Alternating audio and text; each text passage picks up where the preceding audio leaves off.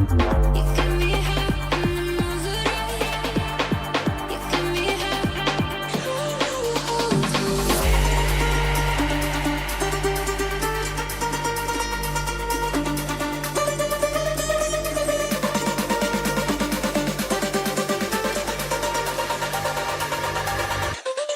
Hold me.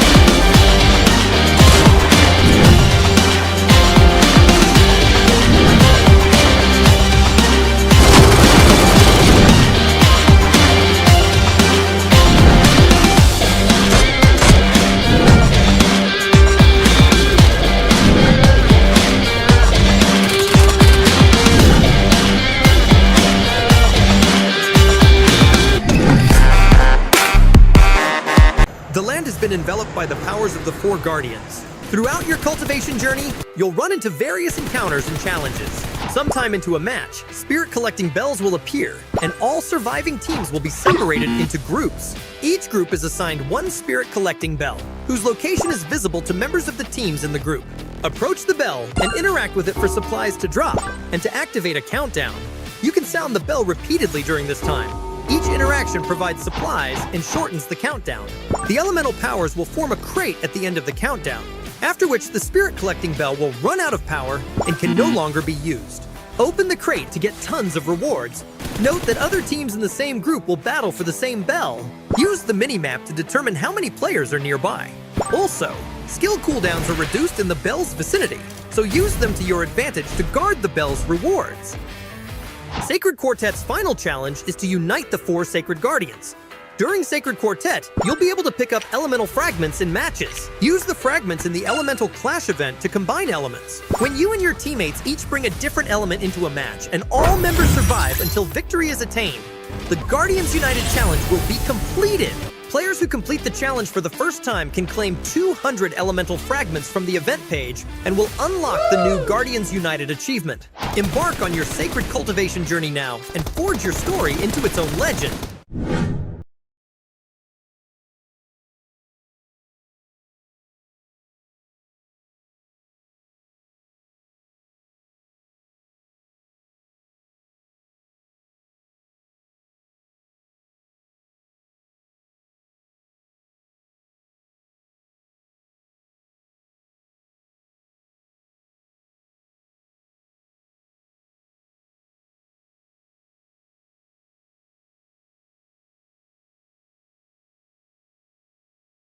Everybody to the PMEWL Week 1 Group A Day 2. It's a lot of syllables, DK. It really is, but we are back again with Day 2 of Group A. I'm super excited for this, DK. How are you feeling?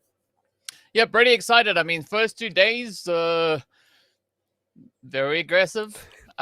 Quite a few surprises being brought to the battleground, and I gotta love it. So yeah, I'm looking forward to seeing what day 2 is gonna hold for Group 1.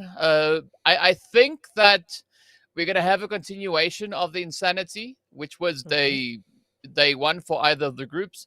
So yeah, I'm curious to see just how that is gonna kind of unfold as we make our way through. And of course, as we know, you know, either side is going to be playing for those very essential slots, right? We've got a few positions, a few angles that are going to be up for grabs here moving into today's games. And that is going to be the top 3 teams are going to move straight to the finals. The bottom 3 teams, they're done. And the middle section goes on to next week. Yes. Right. So yeah, there's still a bit of something that is yet to be determined here, but especially looking at what we had with regards to those standings, I think it's going to be of the utmost importance, which is obvious for the teams that are positioned a little bit further down the standings, a little bit further down the rankings, to grind it out here today, right? This is their final opportunity to accomplish exactly that goal.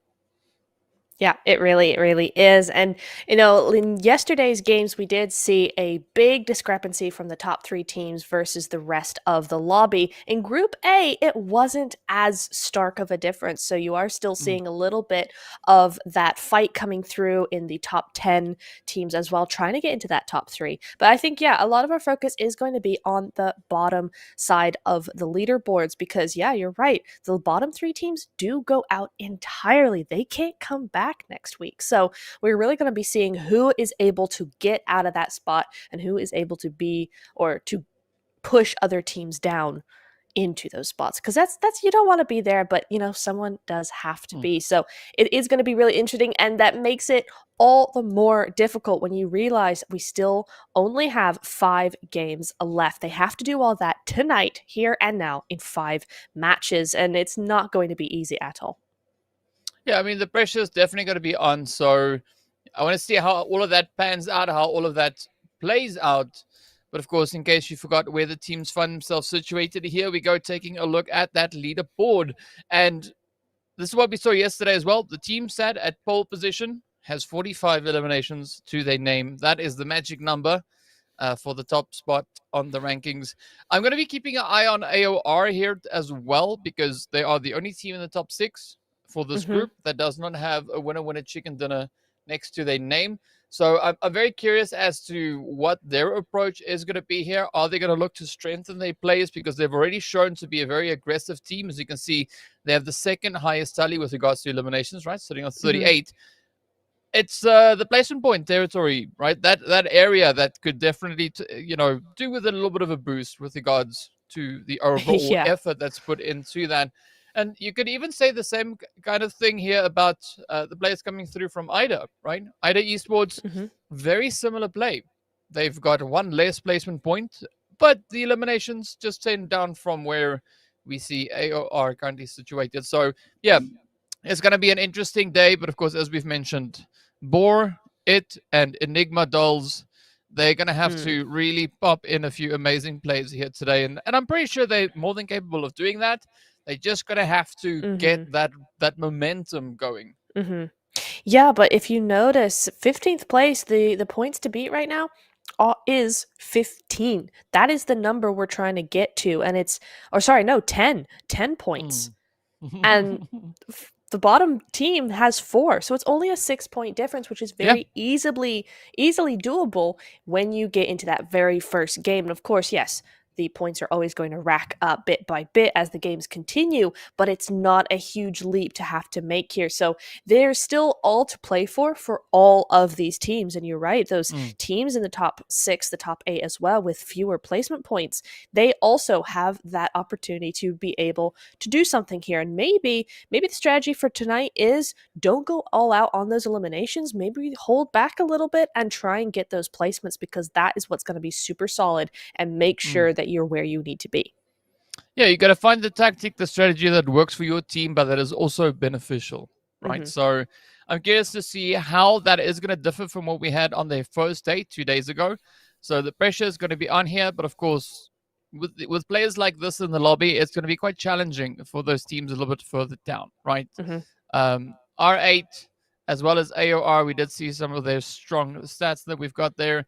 But then, of course, we are going to be playing through exactly the same map rotation, right? We're going to be starting with Erangel in the front, ending with Erangel as the last game, and then, of course, that lovely Murmur Sanok sandwich in between. So it does give the team, as we've seen, right, in the first 2 days of play, it does give them enough of an opportunity to really get kind of accustomed or Hmm. acclimated with what is expected from them out on the battlefield.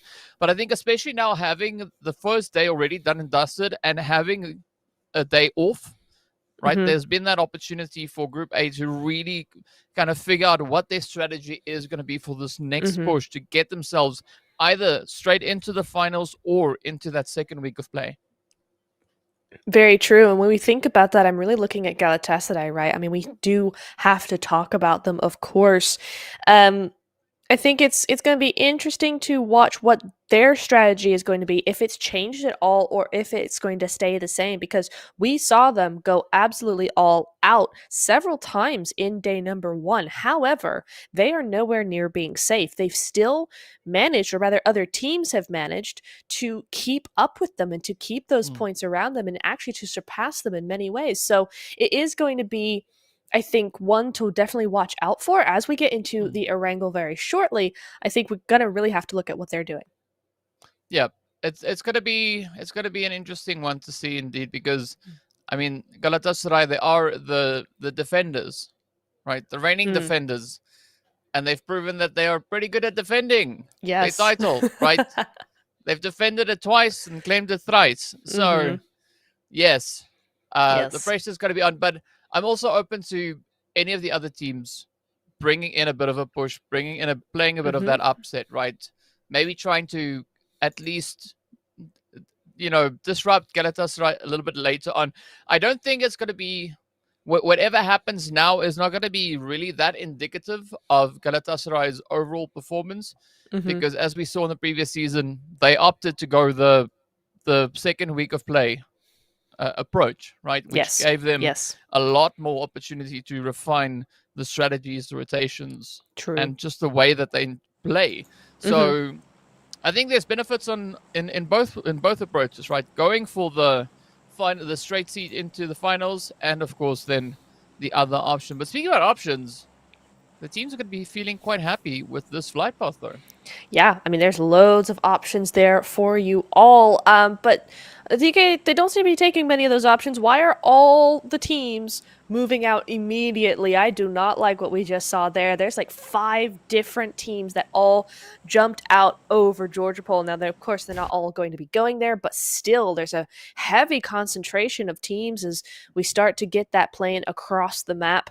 And this is where it's going to be really interesting. First one is Vio over there having a big split, and unfortunately for them, it's right over Boar's position as well. So could be a little tricky for that solo who is there.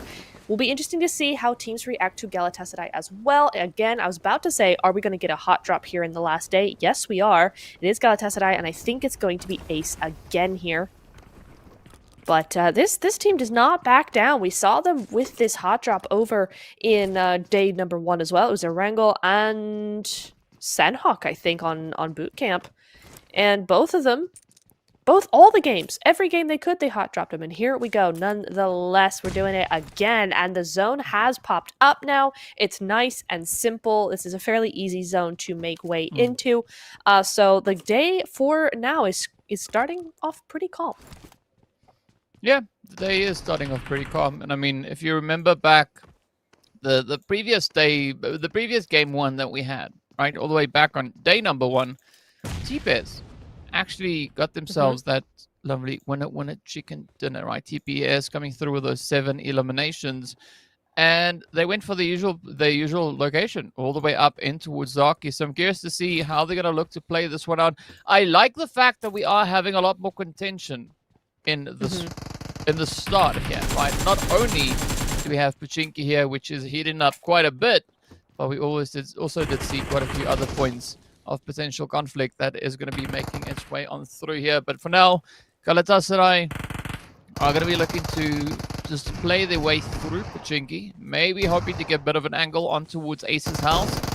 But Ace's house, also one of those teams that you can't really discount at this point, right? They've also proved on that very first match that they are capable of doing what needs to be done to give themselves that squad wipe or at least the 4 eliminations.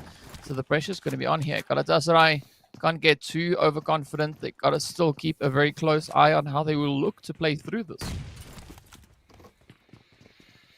Yeah, you can see they're really taking their time with it, right? Galatasaray chilling. They've taken now a 3rd knock, and this is where you're gonna see that push come through, and they do get the flush on that final player. So Acer dealt with very, very quickly here, but you did notice that even though they took 2, they did not go all in. Hilal was chilling. She was moving through other buildings. She was not concerned at all, and that's something as well that you like to see in a seasoned team, right? They're not like going all in and let's go, go, go. It's not always aggression all the time. It's countered. And Hilal that's kind of crazy because she's the one who was chilling and she's the one who got all 4 of those eliminations. So GG's there. Now we move over to Rozhawk, a fave spot of mine. R8 Sapphire up against who was that? Zeus, I think. Yep. And R8 currently standing on top of our leaderboards right now. And this is where we're starting to see that come through, as she does get this res on up here. And unfortunately for Zeus, they're kind of split up. There's not much they can do, but R8 Sapphire not looking too happy themselves, because look who's just shown up. Who is that in the green around Sandhawk and moving in with force? It is IT. And Pew Pew looking to throw all kinds of stuff in. They all are, and I think Hasiko might just be in a world of hurt here as Maisie from Zeus uses this opportunity to get out of dodge. Well, they're going to look to get tagged up, and that is Atsi now just looking to push on through. We got Foxuna there as well as Pew Pew, the rest of the crew all getting ready for a bit of a play. And I like the fact that they are applying quite a bit of pressure onto the side here of R8 Sapphire. As we know, they came into this sitting right at the top of the board. But this early game aggression, gotta love it, because that is going to alleviate quite a bit of the pressure on those teams further down that are going to be looking to, well, climb up and score a few more points. And I love this because, well, taste it, right? They were one of those teams sat much further down, right? Yes. They found themselves with only 8 points to their name, but this play is going to bode exceptionally well for them. And I like the fact that they are hitting the ground running, just picking up quite a bit of momentum. But the big play here is going to be, will they be able to carry that momentum forward for the rest of the match? Because remember, this is only stage one, only the first circle, and we Hmm. still got a long way to go. We sure do, and that's really where that difficulty comes in is when you have that momentum, how do you carry it on, right? How do you balance it between being too aggressive and not aggressive enough? So we'll see how they're able to do that. Galatasaray, we're back in Pachinki. And with those 4 eliminations, they're sitting pretty comfortably. They can chill now for a good few minutes. Remember, we're already down to 16 teams, and we've only been in this game for about, 2-3 minutes, something like that. So this is promising to be a good one, DK. I'm looking forward to it. You know what I'm also looking forward to is that new zone. I want to see because, yeah, this first circle is good, but you know what? Teams are still chilling. They're still looting, they're still moving around. Zone 2 is really where we're going to start to see how this game is going to play out as we look at the Wildcats moving around here. And yeah, they're already in their vehicles. They're also waiting for that zone to pop up. Yeah, and I mean, from what we can see, of course, the blue zone is very slow to close up on this first stage, and that's just about the only time where the teams will have a little bit of a extended opportunity to ensure that they get themselves where they want to go. But looking at the Wildcats, right, they don't seem to be all too phased, all too flustered. They've got a comfortable position here. We don't really see anybody in their immediate vicinity, so that allows them to get themselves ready to roll on through. And I'm curious to see just where they're going to look to push to, because I mean, we do have them over on the edge of Headshot Hills. So there's quite a bit of a playable area just ahead of them. Speaking about playable areas, though, it's going to be A3 Excellence also now locking onto some targets, right? As you can see them starting to move on up. Zeitgezet also getting themselves mobilized, starting to push forward.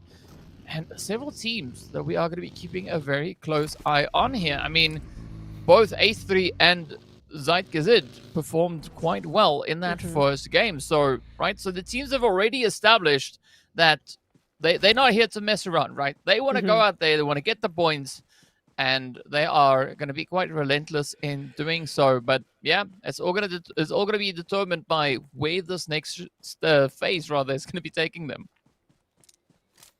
Yeah, and Galatasaray choosing a really strong position to leapfrog into that new zone as well, right? But Potato Hill is one of the highest grounds into the south side of the map, and it gives you a fairly good overlook and a really good entry path into the next position you want to take. So it's a good strat from them to come in here. Meanwhile, we'll go back over. I mean, to be honest, Galatasaray should be hearing these shots, right? It's not that far away over in farm, and Zeitge's best yet. She's trying her best. Yeah, but it's not quite connecting there, but they will be able to hold on to the farm position for now at least. And again, a really good, strong position to actually have. So we already see a couple of teams trying to line up where they want to be for this game. And we'll see what happens when the rest of the lobby starts to filter through, because we're seeing a lot of teams. I mean, Wildcats being one of them, I think, is that where a lot of them were on that west coast, on that hard shift side. So they got a little bit farther to go. Yeah, I mean, looking at what we had there for Zeitgezet, they haven't moved all that far, really, right? They already kind of dropped within that farm area, so they seem to be quite comfortable in defending there, and that is what I think we are seeing from their side. The other two teams that we had kind of rolling up into the territory there was, of course, A3, which took a little bit of a wider spread, but I think the drop that they went for was also just one where they could find themselves vehicles and then start to rotate to wherever the zone is going to be going. But I'm curious to see, though, who's going to be pulling to that far eastern side, right? Because if you remember, we didn't see anybody drop close towards Mansion or Prison. We are looking at Shelter right here, but Lipovka was open, Malta Power was open, so I want to see if any teams might have decided to kind of, claim those territories, because that could maybe help them quite a bit, especially now that we've moved up into the second stage. But it'd be interesting to see, in fact, where the zone has actually taken us. Yeah, I would love to see that, because the way these teams are sort of responding to the zone shift is it's not going to be all that crazy. I don't think there's been a hard shift here. We are looking at probably a center-ish zone. A3 are inside that zone, so they're going to be really trying to hold down this area for sure, and it's a really good one as well. It's one that I like a lot because you get a lot of traffic, but it's actually quite defendable, so you can do a lot with it, and so we'll see how they're able to do that as Boar now move into frame. They are a team that we saw way onto the western coast, and they're just now moving into the second phase. So they'll have to be careful now because, yeah, you got Istanbul Wildcats next to Ruya on one side. And then you also have A3 up on the hillside. So it is going to be a bit precarious for Boars, for Boars to move through, but we'll see. And let's see where they go. At the moment, we're just going to hang on to Istanbul looting away and just chilling over by Walmart. I mean, what do you call that, DK? Is that Walmart, that building over there? Well, the one over to the side there. I mean, sure, like that. Yeah. I mean, what some people also call this the scrapyard, this particular spot that they're in right now. Mm-hmm. Right, either that or the caravan park or something like that, because we have the trailers just off to the side that we briefly saw there on the screen. It's a place that goes by many names. Okay. So we'll see. Americans call it Walmart, and the Europeans call it museum. So I don't know which one. Yeah. Well, I think museum is a little bit more fitting because probably there's not a shop in there. I guess there is a shop in there, right? So Depends. Both of those. I mean, the gallery. It's an art gallery. Yeah, museum look at it. Fits. Yeah, we'll go with museum. I think museum. Yeah. It fits way better. I've not seen a Walmart that looks like this inside. So I wish they looked like this inside, man. Yeah, I like normally when you play classics, there's a shop right about here where Bloom is standing right now. So I can see where the whole Walmart thing comes from. Yeah. But yeah, I think museum maybe a better way to describe where we are right now. Agreed. But the dolls fit in quite nicely as well here in museum. They found a good spot, actually. I'm surprised this wasn't taken a tiny bit earlier by some of these other teams. The dolls, this is a team that we need to see really step up, right? They don't have that many points. Jerry can knock herself out of the car. That's what it looks like based on that elimination feed, but she'll get res back up. I'm sure that's fine. But yeah, Enigma dolls, they do need to step up a little bit here. They have a lot of points to grab if they want a shot at week number 2. So for now, a good spot in Zone 2 is a good start. Yeah, it is definitely a good start. And of course, we are going to be hopping over on towards Script Monarchy over here. So curious to see if they are going to be earning themselves some placement points this time around. Unfortunately, Bloom did get knocked out as we saw up in the feed, but Script going to continue their push. We did see them starting out their play all the way down in towards that Millie Island, right? Going for a nice, lovely southern starting point. It does seem like they are quite well looted up. Of course, there's quite a bit of loot in that territory. And they've got 10 seconds to decide which compound or which region they want to call home, at least for the next little while. So, yeah, I think if they maybe go for these compounds up ahead. No, the compound's way over to that side, right? They're going to have to make quite a bit of a play here. But I think this is a good shift. Right, especially looking at that Galatasaray are the zone masters, right? They just read that, and Potato Hill was the spot that they love to claim for themselves. That is a phenomenal setup. But I think now we are going to be looking at a few interesting shifts, right? Especially looking at Zeitgezit that we have over down towards that southern side of zone.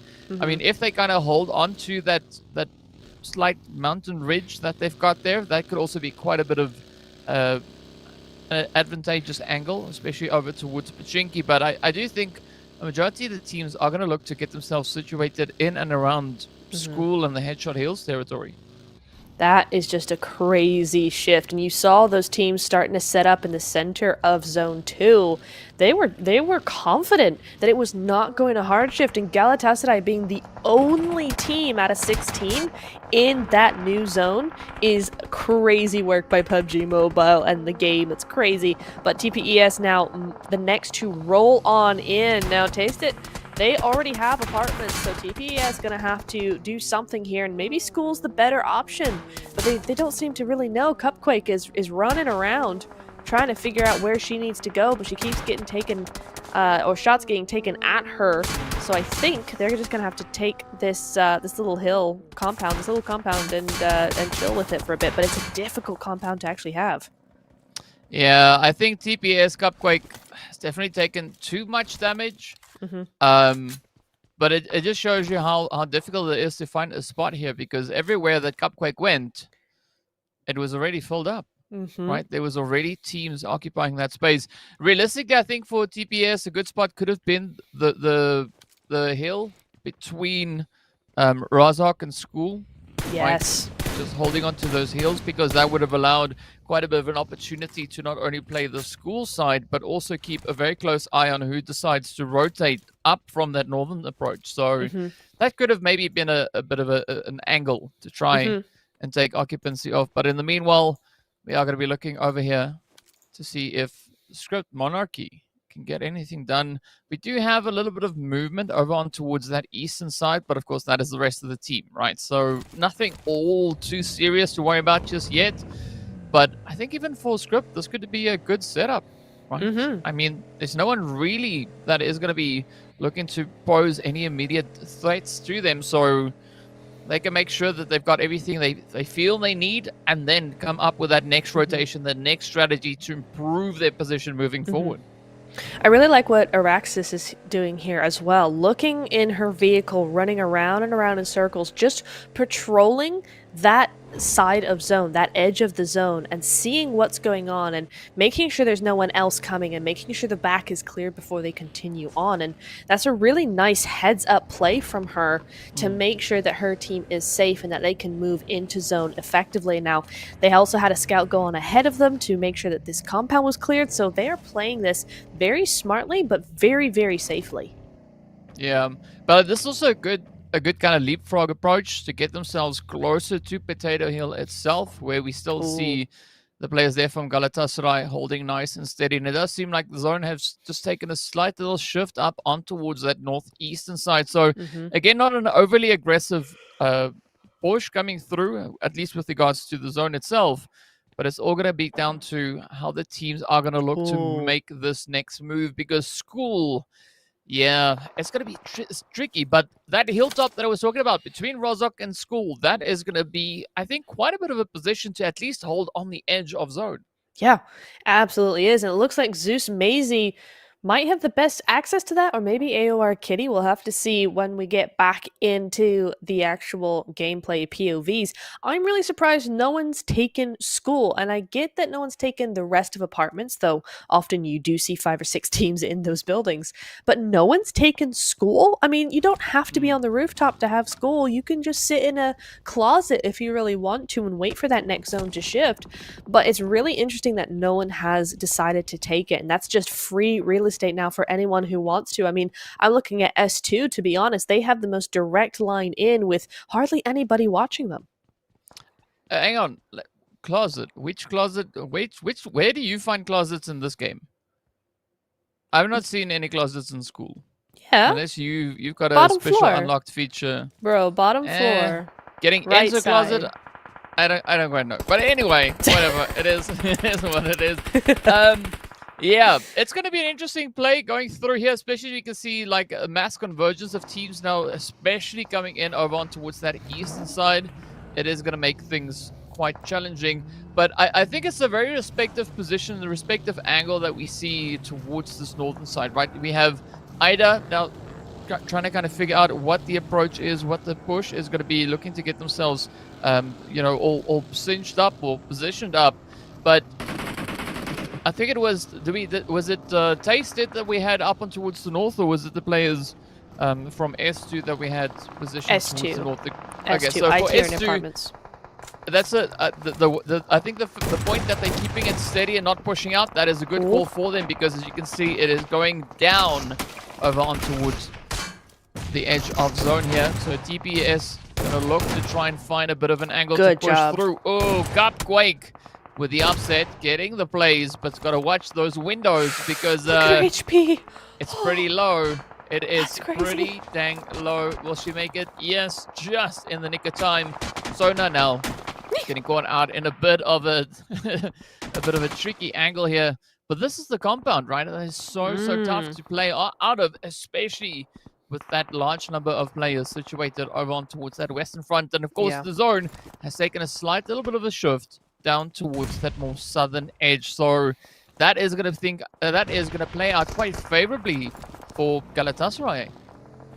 Oh, it absolutely is. I mean, they now have space to move in, and you can see them moving in not so quietly, though. Script Monarchy gonna possibly lose Araxis here to them as they try and fight off the team down below them as well, and it's all a bit of a mess. But what else can one expect from a zone like this, right? You've now moved over away from school, away from apartments, asking all these teams to shift once again. Now Boars Gaming, another team that really needs some points today, are looking again very good on this edge side of zone. They've not got anybody to fight right now. They just kind of need to hold on to that compound and wait for those teams to finish fighting. It's a theme that we see again and again, and it looks like this game's going to be no different, DK. Yeah, and I mean, it's a pretty difficult zone to play through, especially looking at this hillside. But TPS, I'm not quite sure about that position. I'm not sure if they're going to be able to be in contention for that winner chicken dinner. Who knows? They might still be able to surprise us as we go through, but they only have 2 players up. Even looking at Zeitgezit, only a solo left. That is going to prove to be quite challenging, but, well, Sona is not going to be deterred. We did see that molly, or that rather the grenade being used, getting those very painful plays up into the side here of Repna.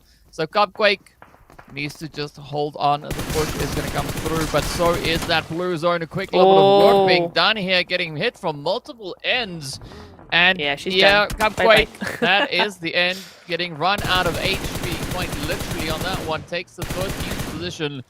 But now Script's going to try and at least establish a bit of a foothold coming through from the southern side. We do say goodbye to Zeitgeist as well, but the pressure is on.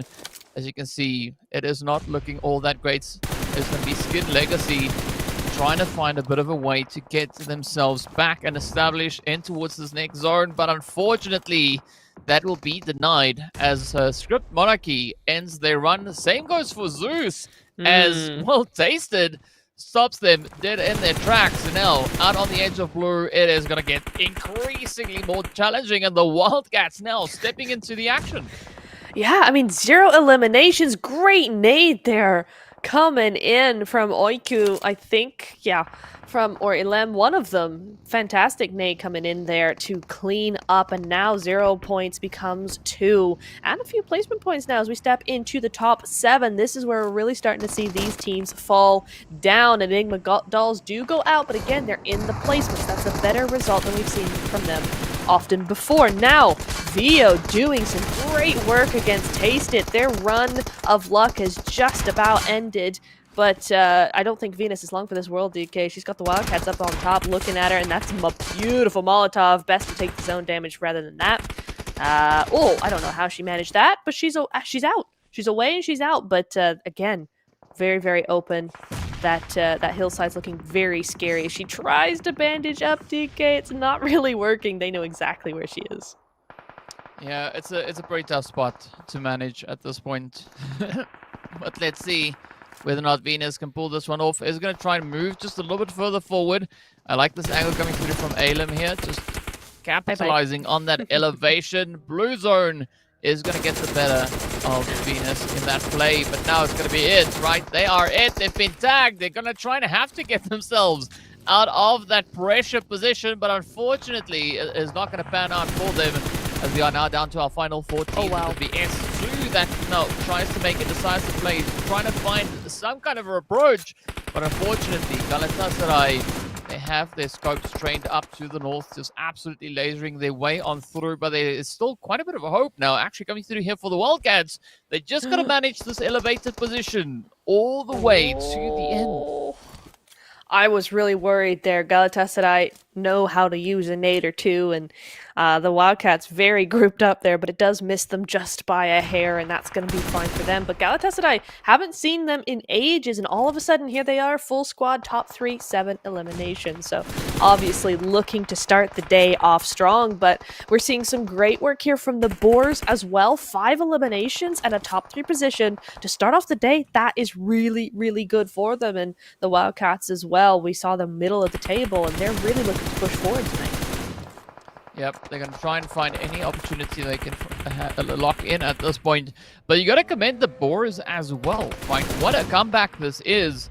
I mean, definitely looking to make quite a bit of a bounce in one single game, one single match. They've been able to almost match the points that they gathered in the entirety of day number 1. So things are looking quite positive on their end. Meanwhile, it is going to be Galatasaray still trying to claw their way through, but it is going to be Tofida that will be stopped right then and there. And that could spell quite a bit of disaster, at least for half the squad. Fortunately, Galatasaray did take the split. We do say goodbye to Boars, and now it's the final 2 to show down. Wildcats, they could have this one in the bag. One player standing between them and that potential winner chicken. Then an absolute bombardment is going to rain down in the direction here of Kali, who's now been caught out in the blue zone. This could be it. The Wildcats, GG's. yes, they do secure the victory. The big bad blue zone doing quite a bit of a number on several players that we saw here. But the Wildcats, also knowing that they will need to just kind of step it up, right? And they just went all out, got themselves an absolutely amazing finish on this very first game of the day. And of course, if we compare that with what we saw back in day number 1, game number 1, it does not really surprise us all that much, right? Because they actually got 9 eliminations 2 days ago. So this is kind of the same consistent play coming through from Wildcats, and I think it's a very respectable play indeed.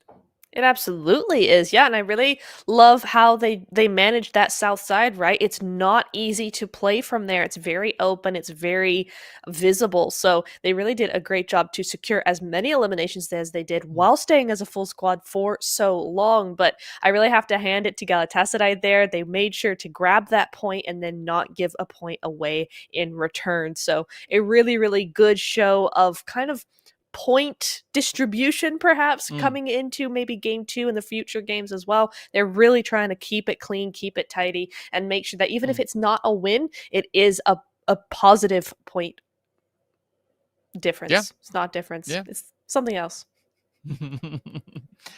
But I think overall a good start to the day, right? Yes. There was 3 teams that we needed to really step it up if they wanted to be in contention for the slots to move through into next week. And we saw Boars Gaming as well as Tasted also just upping the ante, securing themselves a really good point overall performance coming into this game. So this is definitely going to unlock a few opportunities for them, right? It does alleviate a little bit of that pressure moving through the remainder of the day. But of course, we got to start here with the Wildcats coming through with 7 eliminations and also securing themselves 1,700 damage, but also taking quite a bit of that damage. And that just, I think, kind of emphasizes the point that you were making about how challenging that southern side was to play. Yes. Yeah, I mean, you're to take that kind of damage and still be up as a full squad into the top 2 is crazy to me. They are really, really efficient with making sure those players are up, that they're healed, that they're getting meted up, that they're looting boxes where they can to make sure that they're meted up. I mean, it was a very, very well-played game from them. And so, that's what takes the win, is a well-played game. So GG's there. Venus, though, from VO is going to be our MVP of the match. 4 eliminations, 0 assists, and 709 damage, though. She did a really, really good job. I have to say it. She was trying her best over in the apartments, and she really played that as best as she could. I really liked the little dodge and weaves that she was doing. But we will see how that changes over the next couple of matches. Yeah, we'll definitely see indeed. But yeah, good overall play coming through here. It is going to be Galatasaray again, also just keeping a little bit of that consistency. This is their best game 1 so far that we've seen, right? Day one, they got nothing but donuts. Today, they got 15 more points than they had in the previous one. So well played. You can say exactly the same thing here for Boars, coming through with those 12 points. So things are looking pretty good. I mean, Enigma Dolls, they needed points as well, right? They've been able to secure that. They got a point, which is great, right? A point is better than none. So well done for them. Hmm. But yeah, Art as well as Ace's House, they're going to have to see what they can do moving into game 2, game 3 and onwards. So yeah, as we know, there is quite a bit up for grabs here today, right? It is going to be that day where everything gets decided, who will be moving on and who will just be looking on Mm-hmm. to the rest of the squads, right? So yeah, I'm quite satisfied with the turnout for this first game. Everybody's got points on board. Enigma added an additional point on as well. And as we saw, and as you've mentioned, hopping from that lower position further up the board is still going to be quite easily achievable, Mhm. right? Boars, as well as Tasted, taking quite a bit of a leap, Yeah. going from that 16th, 17th position all the way up now to 13th and 14th place. So, yeah, some good upward trends that we have. But look at that over on the left-hand side, the top, 63 points apiece. Yes, that's crazy. Galatasaray, in one game, have decided that actually they're going to not only tie with R8 Sapphire, who went out rather early, they're also going to actually slightly be ahead. So that number one spot is theirs right now. They're clearly, well, maybe not clearly, maybe it just so happened that they got that second place right, but they surely played it like they want that top 3 spot. And as we look over to the player focus, these teams, these representatives of their teams do look to be having the same thing in mind, right? You got Zygazit, with Sona there as number 1. 12 eliminations so far in just 6 matches. AOR Kitty still there. And now we have Tufida as well from Galatasaray, all moving into the top 3. They're really trying their best with these teams, for these teams, and for themselves as well. They want that glory a little bit as well. So, yeah, it is looking very interesting. The great start to the evening, DK. We've had a really, really good game for game number 1. And as we head into a Miramar in a few minutes, this is going to be looking very, very nice. Yep, it is going to look quite nice. And I think the stats that we are looking at here is this overall stats for this map. Right. It's not compared to everybody else across all the other games. That's just out of this group for the Erangel map itself. So still a very impressive overall stat that we have here. And I'm curious to see how the teams are going to be able to translate a lot of this aggression that we had now on Erangel over onto the map of Miramar. Because as we know, slightly larger map in some regards. So I'm curious to see just whether or not those long range hits are really going to start making a feature as we make our way through. But so far, got to say, Erangel, for the first match of day number 2, a really good finish. Yeah, a very, very good finish, but the action doesn't stop there, DK. We're going to be heading into a Miramar very, very shortly, but before that, we're going to be taking a short little break, and we'll be with you in a few minutes.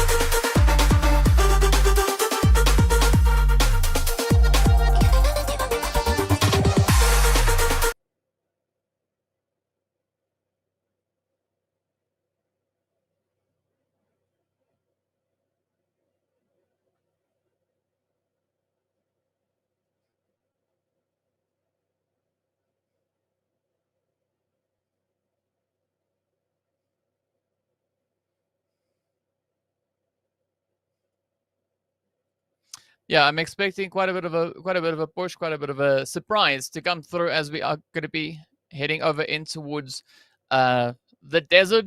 I heard something from production. Could you just repeat that again, please?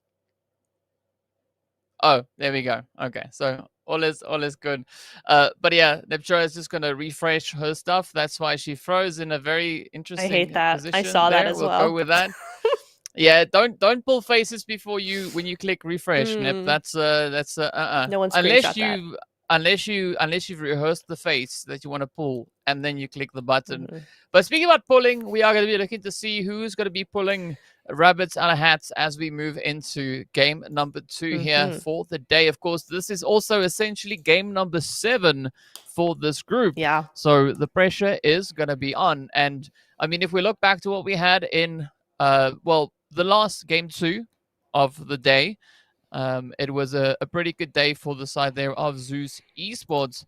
So curious to see how they're going to be performing here. But of course, as we know, R8 Sapphire also had quite a bit of a performance over on Murmur. So it's going to be between those two teams, or potentially the rest of the lobby as well, to see who will be the one that is going to be looking to get hold of that winner chicken dinner. We did see a few early drops as well coming through here, Mhm. but of course the flight path leaning a little bit more on towards the western side. So as one can obviously see, places like the truck stop, water treatment, La Cobreria, all of Ooh. those are going to be much harder to reach, but there's no need to go there because, well, the zone's right down here on the southern side. And Yeah. Neb, I think this is going to be an interesting one because this zone is actually a really good preparatory zone Mhm. going into Sanok next, right? Because there's so many mountains, quite a few hills. It's a really challenging area to play, but it shares some similarities terrain-wise with what we have coming in Sanok next. So I'm curious as to how this one is going to play out, and of course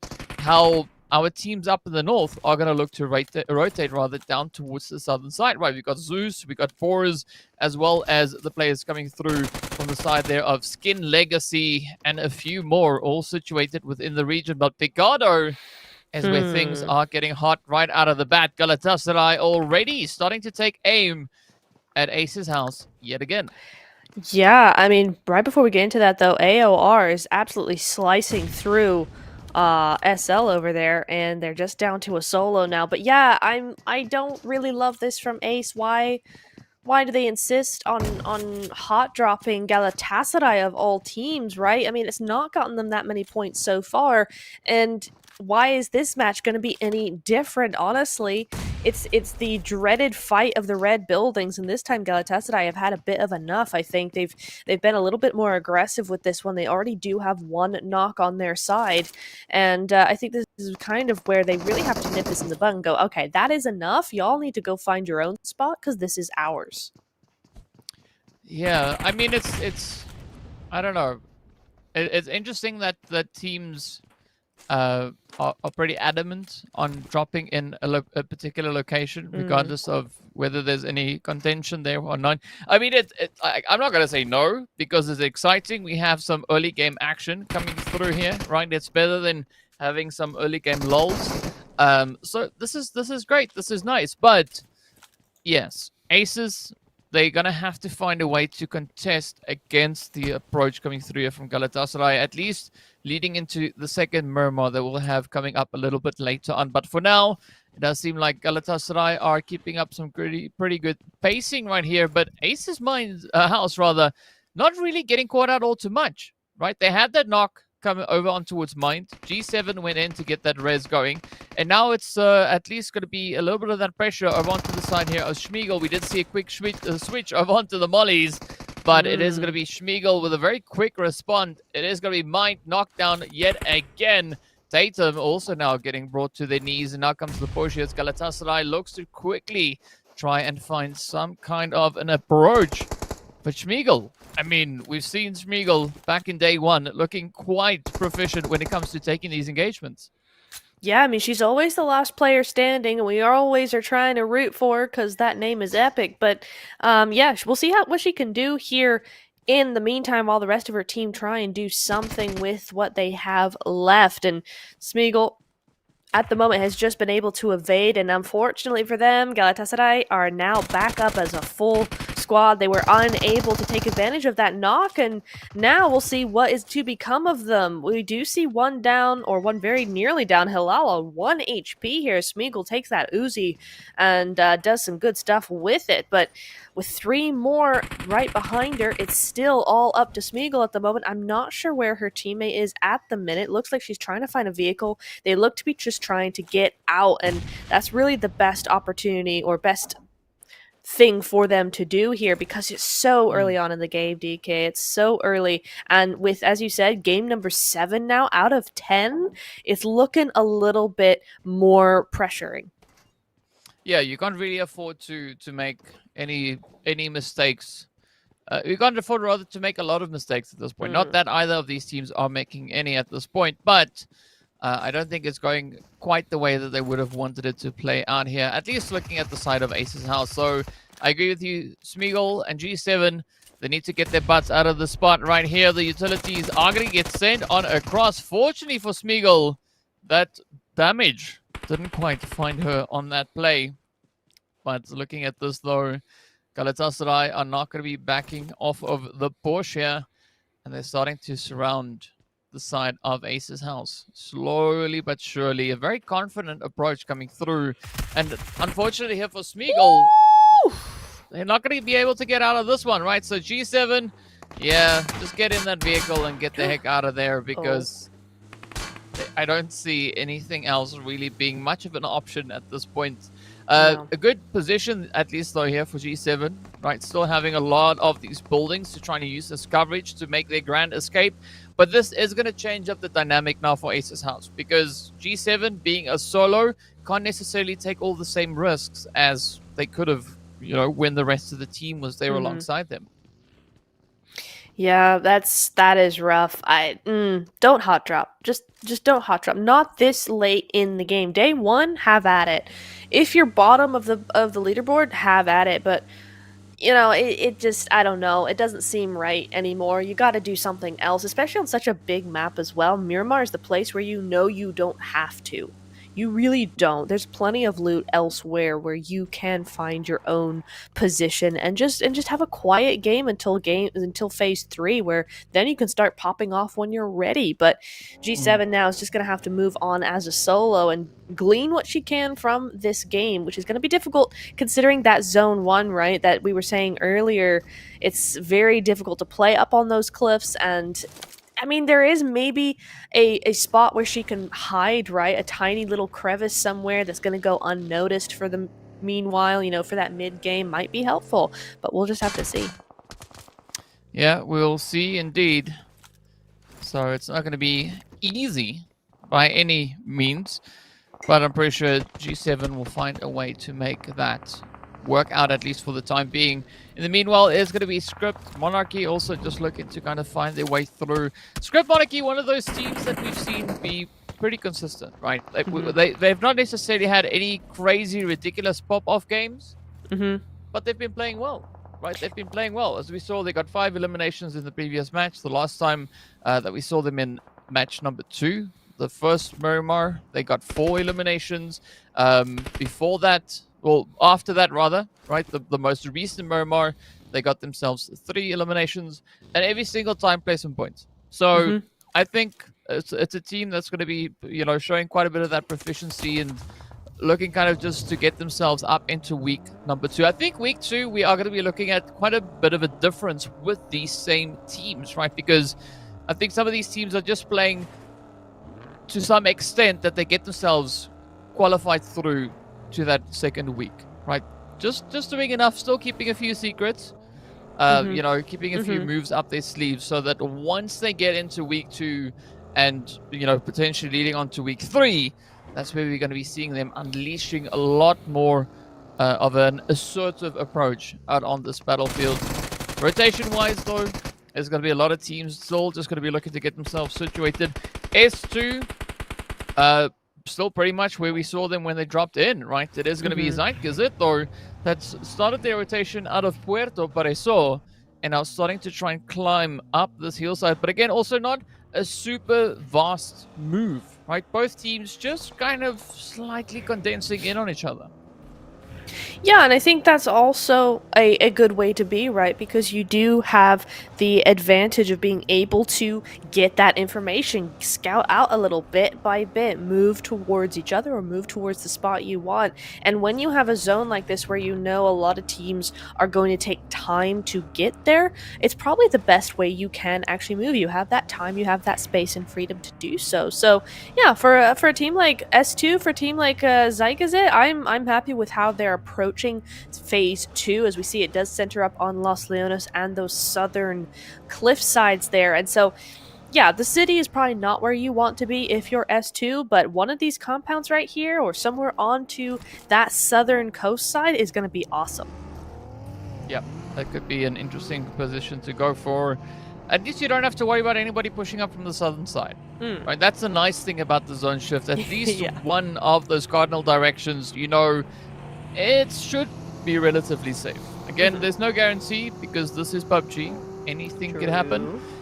But yeah, it does bring you at least a little bit of comfort in knowing that there's a high probability, right, that you don't necessarily have to stress. You can look down south every now and again just to make 100% sure. But in the meanwhile, it is going to be a little bit of a game of I'd say almost hot potato for the teams to get themselves situated further and further down in towards the southern side. I like TPS, of course, going into the refinery over here, getting themselves set up, looking to see what they can kind of look and lock down. But now they're going to have to keep an eye over towards that eastern side, northeastern side, right? That ridge line right alongside them, because that could definitely be leveraged against them. And they already have another team that is not too far away from them either. Speaking about teams that have teams close to them, it's right here. It's going to be Enigma Dolls up against Zeus Esports, and we do see a little bit of that strong arm gameplay coming through. Macy getting popped off with a bit of a molly there. She had no idea. She just walked straight into that one. My goodness me. But Kylie has a bit more of a control over the situation. She's further down. She can see more. And it looks like Enigma trying to get that wraparound, trying to get on that same elevation. And so far, it's working. Mommy trying to do something here. And Kylie does go down, so that's going to be something successful. But Cry is already down here. So you are looking at a possible success here from Enigma, and that's exactly what they need. So let's see if they can manage it. All teams, all players have grenades in hand right now, and Kylie goes down again because of it. Oh, this could be a good bounce back coming through from the Enigma Dolls. There's only 2 players now standing between them and those eliminations. So here comes the push. Macy and Bot going to be trying to keep their distance. Oh, you got to watch out though, Kiki. You know how close you are to bumping into another player. Oh, we're going to try and get the strafe. Macy now quickly just trying to duck up the staircase. Does at least find a little bit of damage all the way up into the side there of Kiki, but a beautiful coverage coming through from Mummy as the shots rain on in. It is now up to the final player here for the side of Zeus to keep them in contention. Quick little spray down with the UMP does secure an elimination. Oh, but there we have the wrap. It is going to be Bloom coming in and getting the finishing blow. 3 eliminations now going over to the side here of Enigma. A good start, but all that noise has now drawn the attention of yet another team. And this is what they didn't want. It's Vio looking down on them. And Enigma Dolls, they need this opportunity to just have a fight, get the eliminations, and then patch themselves back up and take some time. But unfortunately, time is not on their side. It's been taken from them by Vio. And they're going to have to just make do with what they can. You can see Mommy just trying to smoke across, get to probably what is another car because her buggy is being taken out bit by bit here as Venus is scouting, looking for that angle, making sure that this team does not come up at them. Well, let's see whether or not that is going to play. I don't be the play rather. I don't see Enigma Dolls necessarily starting to ascend the hilltop. Me neither. But you can always just make double sure of that, right? So I think for VO, kind of keeping their distance at this point is going to bode quite well for them. Seeing that they are only a 3-piece that has made it into this game, right? So that does hamper the strategy ever so slightly. But at least looking at the region that they're in, there's so many hills, so many places to utilize to kind of just stay hidden, right? Stay unseen. So I'm pretty sure they'll be able to find a secure way to play around it. In the meanwhile, it is going to be R8 Sapphire now starting to apply a bit of pressure here onto TPES. It is going to be Cupquake trying to send out a few grenades, a little bit of a warning out onto the side here of the R8 squad that are again looking quite relentless, right? They want to get in here. They want to see if they can get a bit of a taste. But looking at the overall performances that we've had from both these teams on this map, R8 Sapphire would definitely be a little bit, watchful of what they could bring in, because they are one of our more aggressive teams when it comes to the map of Murmur. They most definitely are, and one goes down. Could it be a second? Rebna nearly goes down there almost immediately, and you see those Molotovs going down, but yeah, it is going to be Rebna getting taken out, and somehow Cupquake is the last player standing. She's got this big rifle under her arm, but against what? How many players left? It's going to be more than she has on her side, that's for sure. That's your own teammate, don't shoot her, but I think it's going to have to be just a see ya and get out of here. But there's a team right behind here. DK, she's not got far to go before she finds another team, and she knows she's got one wheel gone, two wheels gone. She is dead. It's just a matter of time. And Hasiko is actually going to be the one to take that last elimination for herself. It's a 2-2 split as far as eliminations are concerned across R8 Sapphire. But there you go, down they go, and that is TPES down for this match. Yeah, it's unfortunate though, because we did see TPS moving up into the refinery a little bit further up north, right, where we have the players now from VO, I believe, moving into. So, yeah, I think that was maybe a bit of a missed opportunity. I don't know quite what exactly unfolded or what the reason was for that push a little bit further down south. But looking at the engagement that we had here coming from TPS, right, one nade could have actually turned the tables. Had it been sent through over to the side here of R8, but unfortunately for TPS, that information was not available. So, yeah, it is what it is, right? A valiant effort, good try being brought through here, but now we are going to be looking to move on to the next bit of this engagement, because as we did see up on the hill, it was going to be the players there from, I believe, Zeitgezit that has now started to take a bit of an Overwatch angle, and I think, especially if the zone does shift up north, if Zeit acts quickly, they could actually maybe get a bit of a jump over onto the side of R8. They absolutely could do, and yeah, because R8 Sapphire, they're only a couple of meters from that zone, but it does shift down to the south. We are definitely going inside the city, DK. We haven't seen one of these in quite a while, so it's going to be good fun, but I am looking at Zeitgezit. Look at that split across that mountainside that we were just looking at. It's a really, really good, strong split, and if R8, well, R8 know that they're there, but if R8 don't realize the hold that they have on that cliffside, then they could be in big trouble. They definitely could be. So let's see how this all plays out. Of course, Los Leones is going to cause quite a few problems for a lot of our teams that we have here. As we can see, Wildcats and A3 now having a bit of an altercation, a bit of back and forth. Yes, it does seem like A3 has now been tired out. At least their vehicle has. As the one goes boom, and they're down to 3 now. It's not going to make too much of an impact on that vehicle itself. You can still drive with the three wheels or 3 tires or whatever you want to call it. So let's see how it plays. But now there's also still Ace's house, right? G7 still pretty much there, right? Has slowly snuck in, slowly just encroaching from that western side, looking to find some kind of safety, security to bring that longevity in, because, I mean, we still have 16 teams, right? You don't want to go out this early. There's no placement points. Nothing aside elimination points are going to count at this stage.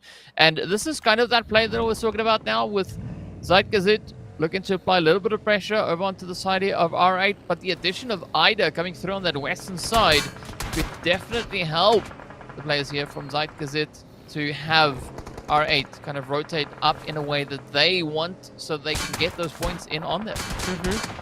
Yeah, this is where they know, R8 Sapphire know that they have to move now, because yeah, that third team moving in on that side really means that they got to get their skates on, because teams are not going to be willing to give up some easy free points, right? So if there is a fight going on, they are going to third party, and so you need to make sure you get done and you're ready for the next one before that happens. And so yeah, it's nice to see that RA understand this and that they are moving right in immediately. And that's a knock coming in, but that's from Ida. So now R8 have been able to make this move where now they are the ones doing the third partying, because that's a second knock now onto Zykazit. And now we are kind of looking at, this is where it's not going to go well. G7 gets 2 on A3 though. Hang on. The solo. Oh, almost did it. Gets 1 elimination. Well, that's the earlier elimination onto Galatasaray, but she did give him a run for her money. A GG's there. She couldn't have played it much better, and she did actually out-survive 4 other teams. So well done her. She did what she could, but the zone is just getting too small now. There's too many teams, and they all need the area. So our esports goes out next, and Galatasaray starting now to rack up those points. 6 eliminations for RA, and Galatasaray with 5 now, as Zykazit rather is just down to a solo after I was just saying how strong they looked. Yeah, but it's an interesting turn of events that we have, right? We are seeing teams just dropping left, right, and center. We are down to our final 11. The territory in and of itself is going to prove to be quite challenging, as we did see that shift come through here, right? It's going to be holding up in towards what seems to be that northeastern side. So quite a bit of a change, right? But, I mean, even Galatasaray finding quite a bit of difficulty in this region, right? They've got that 3-1 split, but 2 of the 3 players has been knocked on down, so the pressure is on. It's going to be up to Zeros to try and see if they can piece this all together. AOR is looking pretty good right here, keeping a nice strong angle, and of course quite a bit of mobility that they have up at the top here. But you got to watch out, because if you overextend to either side, you are going to get kind of grabbed hold of, right? Somebody is going to rip you off that hillside. So, yeah, you got to practice a little bit of that self-control. But in the meanwhile, for AOR, this is a good spot. Silently, now just casually kind of trying to peek over onto the side of Galatasaray. But at least they've been able to pick themselves back up, right? So this could now maybe be quite a bit of a turning point, because Galatasaray still have that, call it a scout position coming through there from Tafida. So I want to see if that's going to be utilized at all. Yeah, it's going to be an interesting one to see, and now as R8 make that push and kind of distract everybody away from Galatasaray's position, this could really be where they are able to make a move here. But Athena goes down. Yildiz just makes it inside zone with a sliver of HP, and the Wildcats are winners from last game, looking like they might not survive much longer here. Yes, they have a 2-2 split, but it's all open, and it's a cliff in zone, and they are out of it. So we'll see what happens there. But for now, AOR silently have very sneakily, very quietly moved into this position, and now it's looking super dominant. Yeah, it is looking pretty good for them. But let's see who's going to be the one to claim the stakes at this point. Ida, they still have a long way to go to get themselves secured, moving up in towards this next phase. Distance-wise, it's not that far. It's only 100 meters. That's nothing. But they're going to have to jump through quite a few hoops to get themselves in there. Speaking about hoops, that is going to be a beautiful molly just getting sent up top now. But will it find sufficient damage? Great strategy here from Ida to get themselves back over onto the safe side of the Zord, right? Just smoking a pathway, not even sticking around for fights, just running right past. It's like, you know what, sorry, we're just going to have to get through this. Just hold on, please. Bear with us. Just trying to, you know, get into the safe area. And so far, it's almost kind of working. Yeah. Yeah, I can't believe they made it work as much as they did. A great Molotov behind her on that stairwell as well to make sure that nobody can really follow her. S2, baby! She was trying to heal and it's not going to work, but Enigma are starting to fall now as they try to make their way into zone. And it's actually another player from S2 female who has the last laugh as she goes out there. But Enigma Dolls are out with 6 eliminations. Ida out with 6 eliminations as well, racking up those points in game number 2. But Boars Gaming here again, about to get that full reset. Yeah, they're outside of zone, but a top 4 place after 3rd in the last game is so much better than we've seen from them before. Yeah, it is definitely going to look pretty great here for them. So let's see if it is going to be on the cards. I mean, Boris Gaming, I like this this new approach, right? It's very like I welcome it because I wanted to see this all the way up to day number 1, but I'm happy to have it right here on day number 2. Got to give it up to the Wildcats as well, also showing some pretty good pacing right here. Just going to try and outlast as best they can, but they don't have a lot of options as the zone is going to force them to start climbing higher and higher. And I think this is yet again a phenomenal example of how Galatasaray has read the zone, because look at this, they are in the zone. Somehow they don't have any stress to worry about, like, oh, are we going to make it? Like, they just in it. And not only that, but they're in it as a full squad. I mean, how did they manage that? They should have gone out 10 minutes ago, but here we are. They're looking like they're strong in the back as Wildcats and Boars. And actually, it's the same top 3 that we had in the last game. But again, the Wildcats and the Boars are going to go head-to-head over here, and Galatasaray might just clean up this time. It might end up being... it might end up being a Galatasaray win, and Logica is going to give that point over to Galatasaray instead of the Wildcats. So another point not going their way. Galatasaray now on 12 eliminations, and they're looking to make it 14 with this last fight going on. I mean, this zone is just absolutely brutal. There's essentially one player from the side of Wildcats left. Well, not essentially, there is, right? It's a 1v4, and it is going to be absolutely brutal. The zone went from being quite challenging to just being up, downright nasty, same as the shots that we saw come through there. But it's going to be Galatasaray securing themselves the victory right then and there. They are looking to, just flex a little bit of their muscles, just showing us why they are the team to have secured the victory 3 times in a row, right? I mean, they've only been able to secure themselves, I would say, a grand total of about 12 points across the previous 2 Mermars that they'd played. But they're not a team that we're worried about, right? We know that they can do it. They know they can do it. They're just doing well enough so that they are, they're there. It's like, let's add a few points, add a few more points, add a few more points. A challenging circle, that's fine. We'll just go sit up at the top, look down at everybody else, and when they come, we'll just, send them a nice little lead greeting card to say, welcome to the top of the mountain, and that's it. Do they send it on the bullet train, though, DK? Yeah, they do. I mean, it's the quickest way to get it there, right? It is true. It's true. Yeah. Yeah. It is very true. But yeah, it's shocking to me that out of that massive, intense zone, we still had the top 3 that we had from Erangel again over on Miramar. Some great consistency coming through. I mean, you can't really get much better than that, right? Other than a back-to-back win, for Boars to get 3rd place twice now on 2 different maps is something that should not be underestimated in any way, shape, or form. They've done a really, really good job. But of course, our heroes for this game have to be Galatasaray. They came back from a precarious position a few minutes ago to winning the whole thing. And you can tell that with 1,000 damage taken, that it was not easy for these girls to actually get this win. Yeah, but that's the thing is, like none of these victories that we see are given victories. It's earned, right? All these points, these ladies go out there and they go get their hands on it, right? They go claim it. Like Asiko claiming that hit from 251 meters away. Yeah. It's not our craziest one that we've seen, but it's still a pretty good one. And again, looking at the amount of health that has been recovered through this match, again, it just shows you the kind of pacing, right? There wasn't enough opportunity for a lot of players to recover a lot of health, right? It's that constant bashing, that constant barrage. It's just utility and, rounds flying in from any which direction. So it's amazing. It's Yeah, amazing. Also, there's a bit of that blue zone damage, obviously, that has been dealt as well. sure.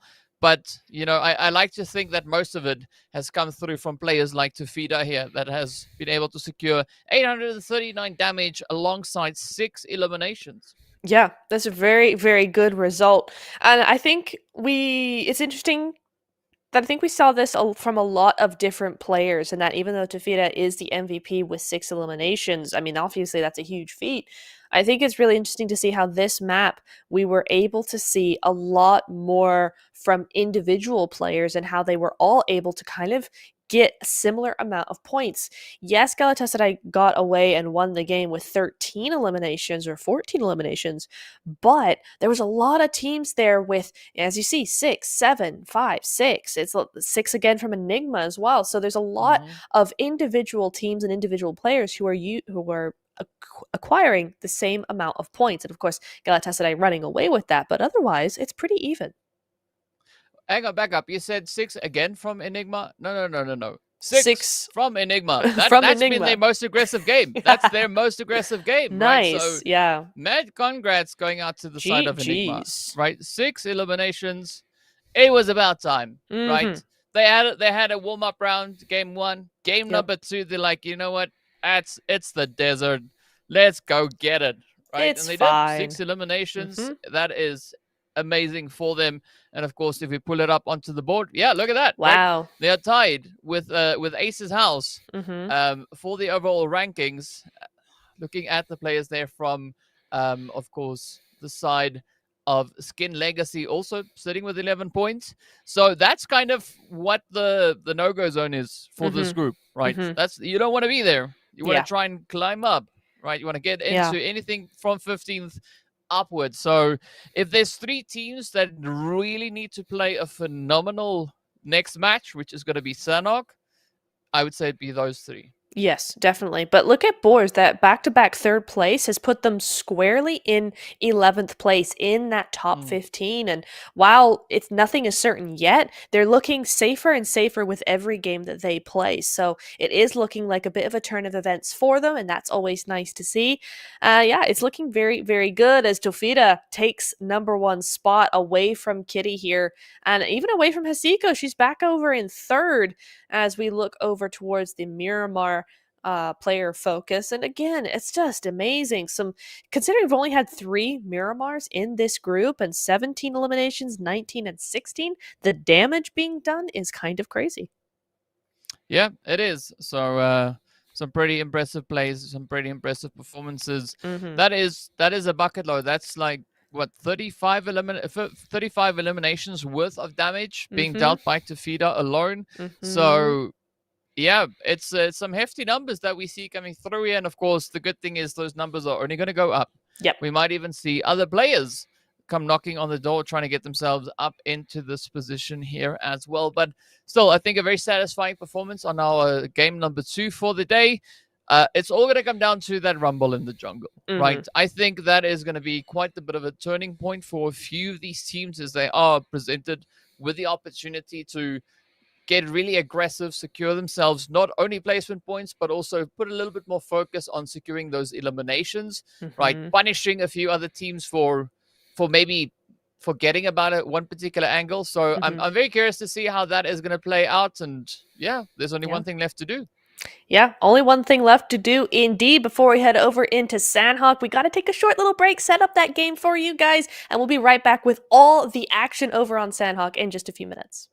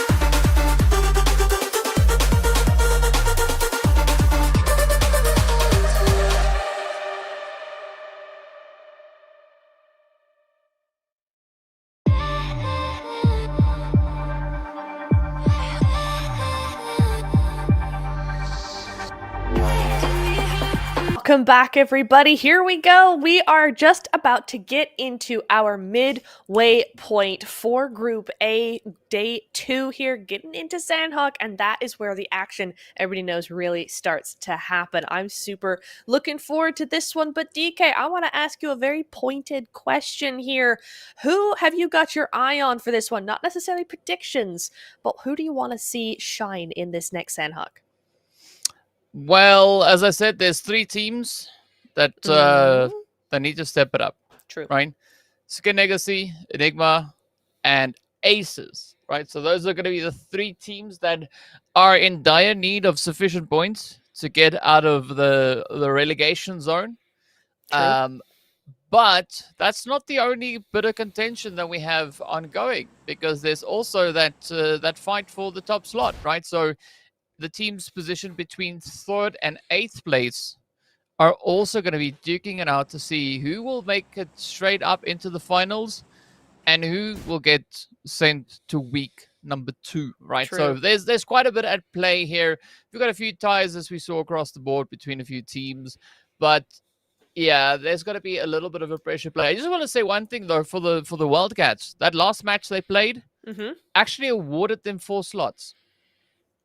Right, Oh, they wow. climbed That's huge. by 4 yeah. positions on the standing. So great play coming through from them. Curious to see if GGs. they are going to be able, or if they're going to be looking rather to continue that momentum up into this particular match itself. There's no apparent need really for that on Sandhawk, but Sandhawk is a good map for, you know, extra points, as we said already.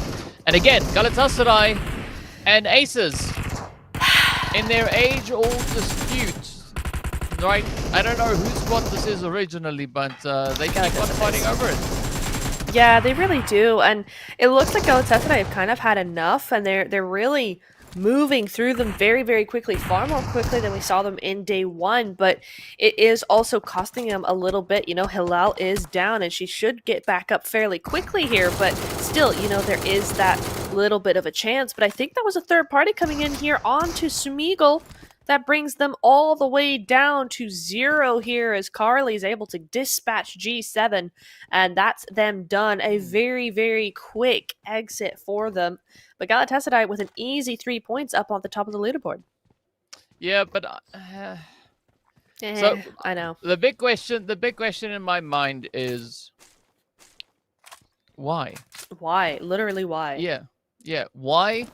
Like Ace's house, they know what's going to happen in boot camp, right? They just know. Yeah. We know what's going to happen in boot camp, but we're not playing, right? So then why? Why not go somewhere else? Go somewhere quieter, somewhere like Camp Charlie that's completely open, that's completely vacant, right? You can move in, have a cup of tea, Ooh, sounds good. have a coffee, have a few biscuits, whatever you like, right? Right. And you don't have nothing to worry about, and then focus on applying yourself into those later few stages, right? That's maybe the approach that I would have hoped to see come through from the side there of Ace's house. Yeah, I'm not quite sure why they did that, because I mean, as we said, Sandhawk, great opportunity to get points. Yeah. And you can't get points if you're in the lobby. That's how the game works. So, Miramar's up next. If they go Picado again, I'm ignoring them for the rest of the game, for the rest of the night, dude. I know, but you know, on a small map that is this small, then maybe you don't feel like you can really, you know, move elsewhere. However, a Miramar where they are always dropping on Picado, they don't have to. So next Miramar, I better see them not go Picado again. But you know what it is, though? It's if they had more points, right? Let's say they had like 20, 30 something points to their name. By all means, right? Go drop alongside Galatasaray. Go for it. Yeah. Right? But when you need points, like they do now, just don't. Yeah. Ooh. AOR Ouch. silently getting wiped off the map. Out they go. That's rough. That is R8. You know, Lara claiming with a some points triple there. kill. Like, jeez. Yeah, Okay. it's like, well, I think Lara's now saw that Hasiko is in that player focus almost every single match, and now Lara is like, you know what? I'm gonna try and get some as well. Yeah, I see this R8. they look like they decided, you know what? Let's Maybe just go not. out and try and take out the entire lobby while we're at it. You know, might as well. If not, why not? And they can do that because they've got the points, right? They've Exactly. got 73 points. They don't have to worry if they don't succeed in whatever their strategy is on this particular map. But for those 3 teams that I mentioned earlier, Skin Legacy, Enigma Dolls, and Ace's House, you have to play a very calculated game at this point, right? Not cautious, calculated. Yeah. I don't know where you go from there if you insist on doing something like that. It's a bit odd, it's a bit weird, and you're right, you have to earn those points before you start just going out and hot dropping teams. First day, be my guest, see what happens. But once it doesn't work the first couple of times, don't do it again. But let's move on to teams that are actually still with us here. R8 being one of them, 4 eliminations, as we just saw. I feel kind of bad for AOR, just because they had a really good game in the last game. They were up on top of that cliff in one of the final zones. So for them to go out so early is kind of a rip, but we'll see them shortly in the next Miramar. Maybe Miramar is going to be their map, so we'll see what happens here. Stage 1 is sort of close to moving in and giving us stage 2. We got 2 minutes on it, and as you saw before, the zone did go to that north side, so there's quite a bit of water, and that's why you're seeing a lot of these teams move up to that coastline. Taste It being one of them. I think, where are they? Very north up here, but on their own. They're just chilling. They're a full squad right now, and they're able to have this little slice of the zone for themselves. Yeah, and I mean, Taste It not necessarily in the most comfortable position with regards to points, but it's okay. It's okay. Yeah. They have sufficient points at this point in time. But I'm not too worried about, as you mentioned, AOR. I mean, they're only 18 points behind second place. Right, which is occupied by R8 currently, which is 13 points behind Galatasaray, which is holding onto pole position, right? So looking at the approach that we have so far, it does seem like Galatasaray and R8 are going to be looking to get that direct finals qualification seat, right? They don't want to go through week 2. They just want to, meet the teams back up in week number 3. So that is a respectable play. But now the question is, who's going to be the next team to try and lock in slot number 4, right? Are we going to see the Wildcats maybe opt for that seat? Could it be Zeitgezit? Could it be TPES, right? There's a lot of teams that are pretty dang close to that. And I mean, currently the points for third place is 55. Yeah. Right? So TPES, they need 4 points. And 5 points to also be on 55. So let's call it 6. Right? So they need to aim for at least 6 points, plus additionally whatever Wildcats get in addition in this game. It's true. It is true indeed, and that's why they have to be very, very careful with how they play the next couple of games, right? Because after this game, we only have 2 left, and that is where teams are really going to start panicking a little bit, especially if these zones continue to be hard shifts as they've been so far. It's going to be more and more difficult for those teams to have those throwaway games that go, this is a hard shift, nothing we can do, we can have the next game. Eventually, and very soon, there are going to be no more next games. So these teams really have to make the most out of this Sandhawk as they possibly can, because after that, it's just 2 left, and Art Esports are on their way out. You can see them over on these cliff sides here. I think they might be on the island, actually. It looks like they might be, and I'm not sure that that's particularly in zone just yet, but we'll see where they will be going now. Here we go. Yeah, into zone, or outside of zone. They're doing a long rotation all the way around. Yeah. I mean, they were all the way up at the north to the western side of Hattin. Yeah. So, right, they're taking the scenic route to get themselves wrapped around over towards that southwestern island side. It's going to be a long rotation, right? Because they're going from what it seems to go like, past ruins, and then maybe opting for the bridge north of Painan or going south of Painan. Either which way, it's going to be a rather lengthy rotation to come through from their end. Enigma, though, I like this, getting active, right? So securing themselves their first elimination on the board for this game here. It's going to be Script Monarchy now trying to come through with a bit of a response here, but I like this actually for Enigma Dolls because they've got a bit of leverage, right? Script Monarchy need to get into the zone, and if they decide to push straight forward, yes, Enigma can capitalize on this available opportunity, but I think realistically for Script, you want to either go towards the northwest, the northeast, or the southwest, right? Kind of just get away from this engagement because you don't need to fight right now. You can hold on a little bit. Yeah, you can. Script have time. I mean, you still have at least another minute, and they're on the short side of zone, so it's going to take ages to actually take any damage from that zone. But you're right, Enigma have such a great position. It's really nice to see them start to make those kinds of plays early on. They're not waiting till zone 4 to make these sorts of gatekeep positions worth their while. This is stage 2. It's just shifted. And, this is where you need to start making that momentum happen if you want to have a great end game. So well done to Enigmas for stepping up to the plate there. I don't think, Swan, that you're able to get up there. Oh, she is. There she goes. She got up there eventually. Nicely done. GG's.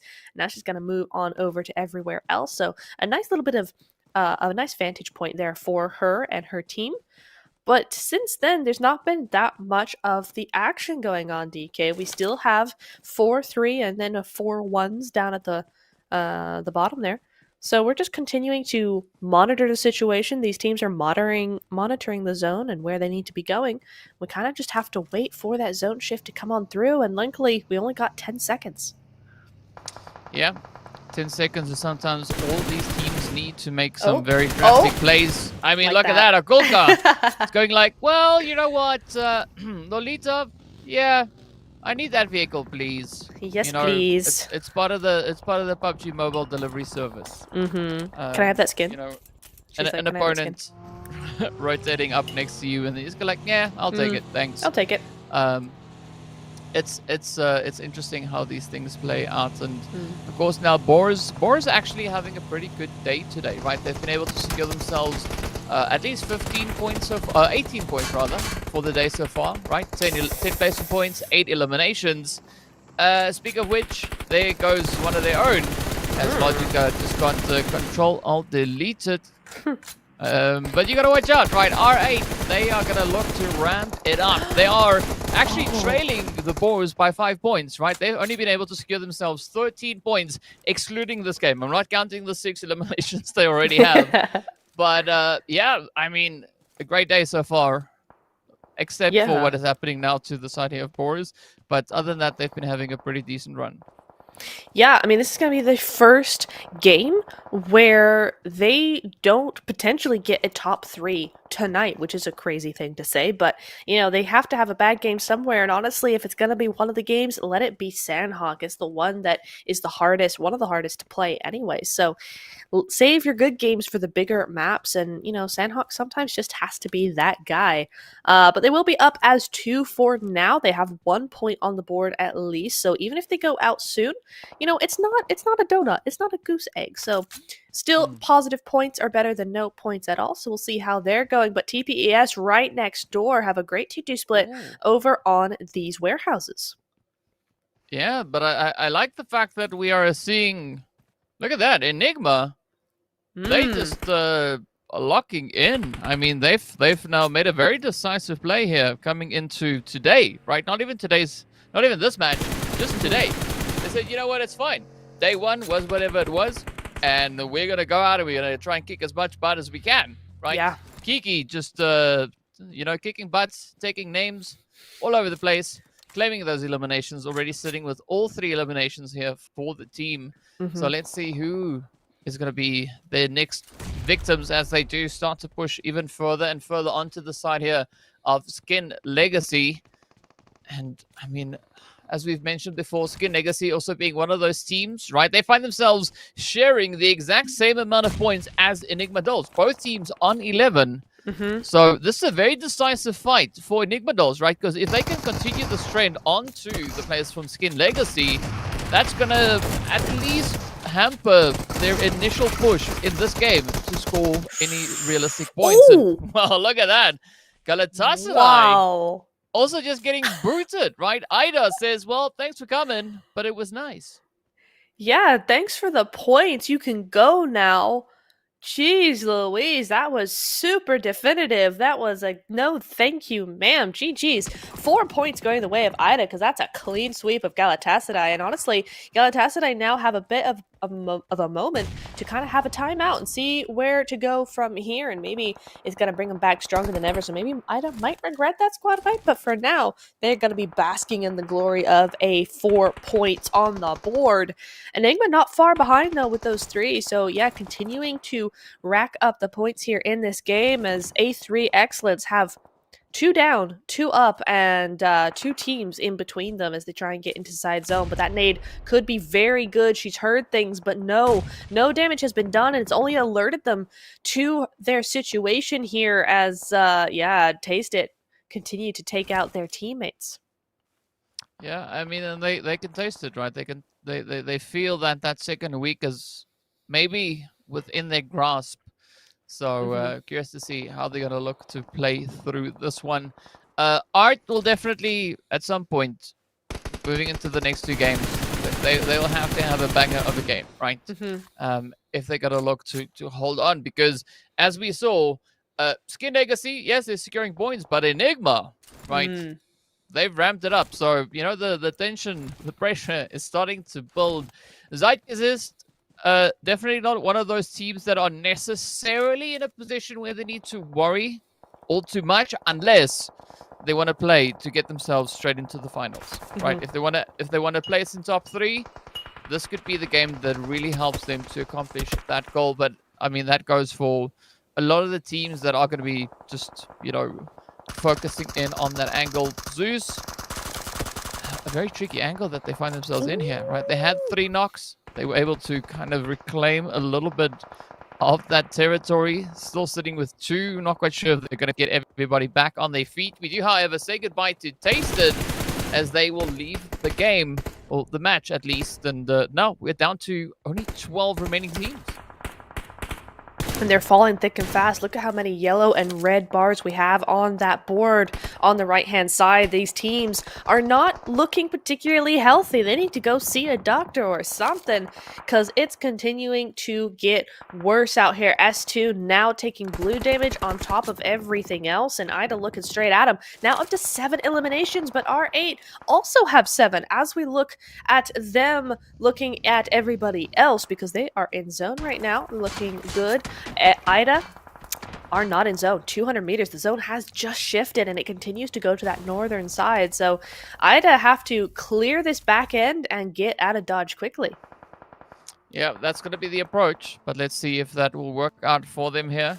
At least they've got those 7 elims up, right? So if things go crumbling, it's not going to be the end of the world. Obviously, ideally, they would like to at least make it up into the top 8, because that's where we know where the placement points are. And speaking about points, though, Zeus, the only team in this lobby that's currently still alive that need points, they were able to secure a point at the expense there of Boars Gaming. So well done, well played. And now we get into the top 9, 1 team away. Well, top 8, here we are. Now in point territory, so whatever we see, those numbers on the side reflecting as it is going to be plus whatever placement points these teams get. But look at where the zone has shifted up. I mean, this is going to be a pretty exciting one right here up in the lumber. Yo, that is Ida running themselves back into the lobby. Yeah, and they were going so well. They're 10 eliminations, but they couldn't hold on to zone. And meanwhile, R8, now with 10 on their own, has Seiko holding on to that spot of MVP with 5 eliminations in just this game alone is crazy. And they are in zone, so that's definitely an advantage here. But they're looking to get rid of this team. They do. And it's just going to be the Wildcats on the other side that could do something about it. But the zone has something to say. R8, they don't like them. PUBG has decided, no, you're not going to have this game. At least you're not going to have this zone, and you're going to have to fight for this win a little bit more. I think R8 they actually kind of low-key laughing at the zone because I mean they've got this whole ridge, right? Like, oh, what? You think that's a shift? It's like, nah, we'll just ride the ridge all the way into zone. It's okay, don't stress. We got this, right? We've got this. Looking at TPS though, they're gonna be looking to leave their mark on this match because I mean they also have a decent serving of eliminations. They got the 5 to their name. As we know previously when we had them here, they only had that one elimination. One elimination and one placement point, right? So they finished in 7th or 8th place, and that was it. Now they've gone over and above and beyond that. I mean, R8, you could say the same thing. They had only elimination points last time around. They had 9. Now they've got 12. They're like 9 what, right? We're going for bigger, better, more impressive, and they've essentially made it into zone quite securely, right? They've got nice big old boulder over on the edge there. They're not going to be all too phased, all too flustered. But now for a team like Zeitgesetz, for instance, up towards that that northwest side, they're going to have a little bit of a tough run because how do they rotate in? Are you that? What? I mean, they're like, well, oops.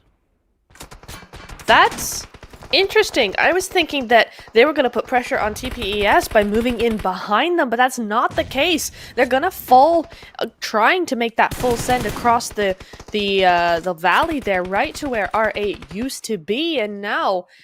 I mean, somehow the Wildcats are in the top 3 for the 3rd game in a row, so GG's there, but I doubt it's going to be for very long. They're outside of zone, and everybody knows exactly where Elam is, and down she goes. So it is going to be R8 and TPES. I mean, TPES have the better position, right? It's less inside zone, but they do have a lot more cover to work with. It's across a larger area, so more angles can be taken here.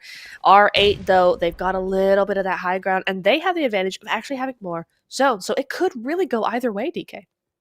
Yeah, it could, but looking at what we've seen so far, R8 they used this game to try and catch up to Galatasaray. Right, that was their approach. Coming into this match, they're like, you know what, regardless of what happens, we're gonna try and go to town on anybody that dares move in front of us, right? So they've been doing an absolutely phenomenal job. And the same thing that we can say about TPES here, right? They were like, you know what? We're going to try and push to get ourselves up into top 3. Yeah. We're going to go for it, right? Regardless of how this one plays out, we're going to make that push. And they had to contest against the side of the Wildcats. So both teams, I think, so far being quite successful in what their objective was for this particular match. But let's see now who's going to be the one to walk away with that chicken next to their name. TPS, they seem to have a stronger position here. Neither team currently holding on to zone. Everybody has kind of the same distance they need to run to get themselves secured for that final stage. But Lara, Lara, just pushing up, finding that off-angle approach onto the side here of TPS. And now it's going to be Susu to try and defend it. Will Susu, though, get the hits up into Lara?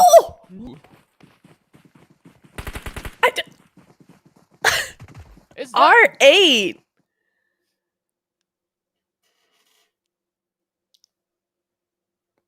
Queens, icons, legends. They are the moment. What the heck? R8. Lara coming through there with that cheeky little off angle. She knew exactly what angle she had to take, and boy did she take it. Taken out 2, and then her teammates were right there backing her up, going, I got you, I got you. And they get the win with a phenomenal, what is that, 18 points? Something like that. Crazy work. Too much. Too much. Too many points. Yeah, they've got like, they probably have 18 or 20 eliminations. I don't know. It's something ridiculous. And then on top of that, we add the placement points. So, yeah, I think this approach coming through from the side of R8, that was exactly what we needed to see for them to play a bit of an upset, right? Because the only team that they were contesting against was the team holding on to the pole position for this group, right? Which was none other than Galatasaray. And you got to commend the efforts coming through here from TPES, right? They knew that if there was a game in which they could really help alleviate a lot of that pressure to get themselves qualified for the finals directly, it was going to be this game. And that's exactly what they did, right? They brought the pressure, they brought the push, they brought everything they needed to bring to secure the points. And of course, they also played an absolutely amazing game. So I think at least for these two teams, game 4 and 5 is not going to be as pressured, right? They can't really Yeah. exactly sit back and relax, but they don't have to worry about it all too much. And yeah, 20 eliminations, 30, nearly 31k damage, 3100 damage being dealt. Yeah, that is ridiculous. That is crazy. That is one of the biggest games we have ever seen. I think Galatasaray like season 1 did like a 23 elimination game, but that was 2 seasons ago. This is a 3, kind of. crazy thing. Well, yeah, 3 kind of, but this is crazy that they were able to do this. This is definitely our biggest game of the season so far, and the amount of points it's going to get them, that is easily, well, it is exactly a 30-point game. Yep. That puts them squarely on top of that leaderboard again. Yeah, I mean, they dropped the 30 bomb, right? They were Yeah. just like, it's like mic drop, 30 bomb drop, Mhm. whatever drop you want to call it. They did it. And what a play indeed. Also, again, not as much health has been recovered in this game, which again is indicative of just how crazy it was. But also slightly less utilities, right? Only 98 versus the 240 that we had in one of the previous matches. So, yeah, quite a bit of a contrast. And of course, we also then do see that longest hit going all the way over to the team there of Zeitgeist. 209 meters on a map like Sanhok. It's impressive. Seeing Yeah. that it's such a tiny map. So that's almost True. like hitting somebody on the opposite side of the zone.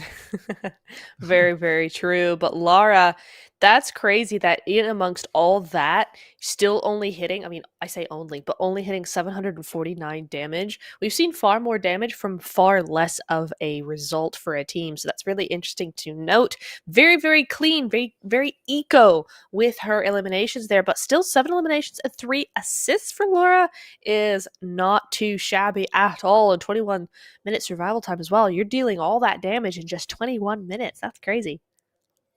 Yeah, I mean, time is a thing, right? Time is a factor. So yeah, some pretty impressive plays that we've had here. Quite a few teams also still just raking in those elims as we hop onto the board. You can see 20 obviously going over to the side there of R8, but Ida also coming in with a double-digit play, right? Securing themselves those 10 eliminations, putting them on a total of 11 points.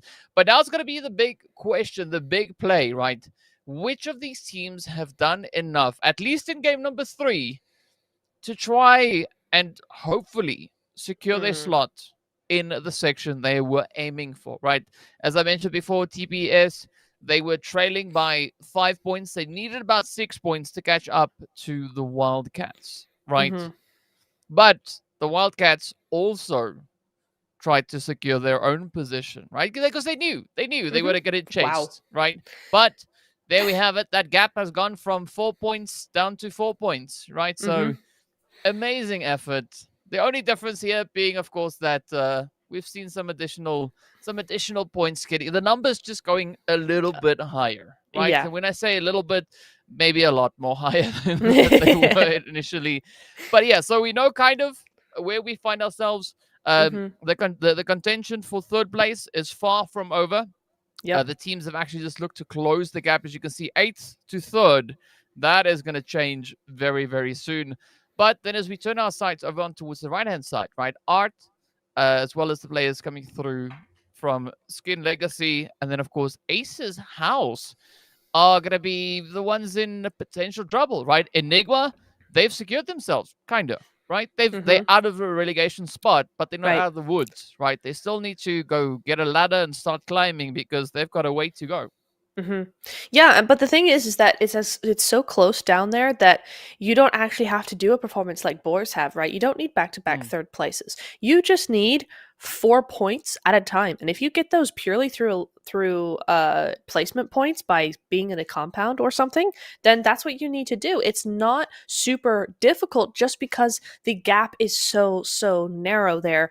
But yeah, I think we kind of knew that Hisiko was going to be up here, right? 22 eliminations just on Sandhawk. 2 Sandhawks. That's 11 eliminations per game just for her. That is an insane result for Hisiko. Yeah. 11 is quite a bit. And I mean, to put it into perspective, right? R8 on the previous Sanhok, Mm. had 9 eliminations. Total? That's crazy. Total, 9. That's what they had, right? Mm. Only 9.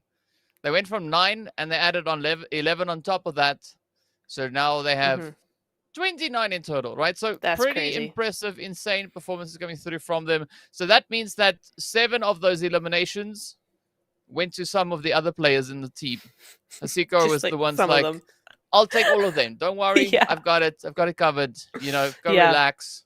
Go count the leaves or something. I don't know. Do something. That's crazy. It's so, so good. We'll have to see what she can do on the Miramar coming up. My eye is on her for sure, and for the rest of the team coming off of that big win. But for now, we're going to give them a few minutes to celebrate as we hop over into a short break, and we'll be right back.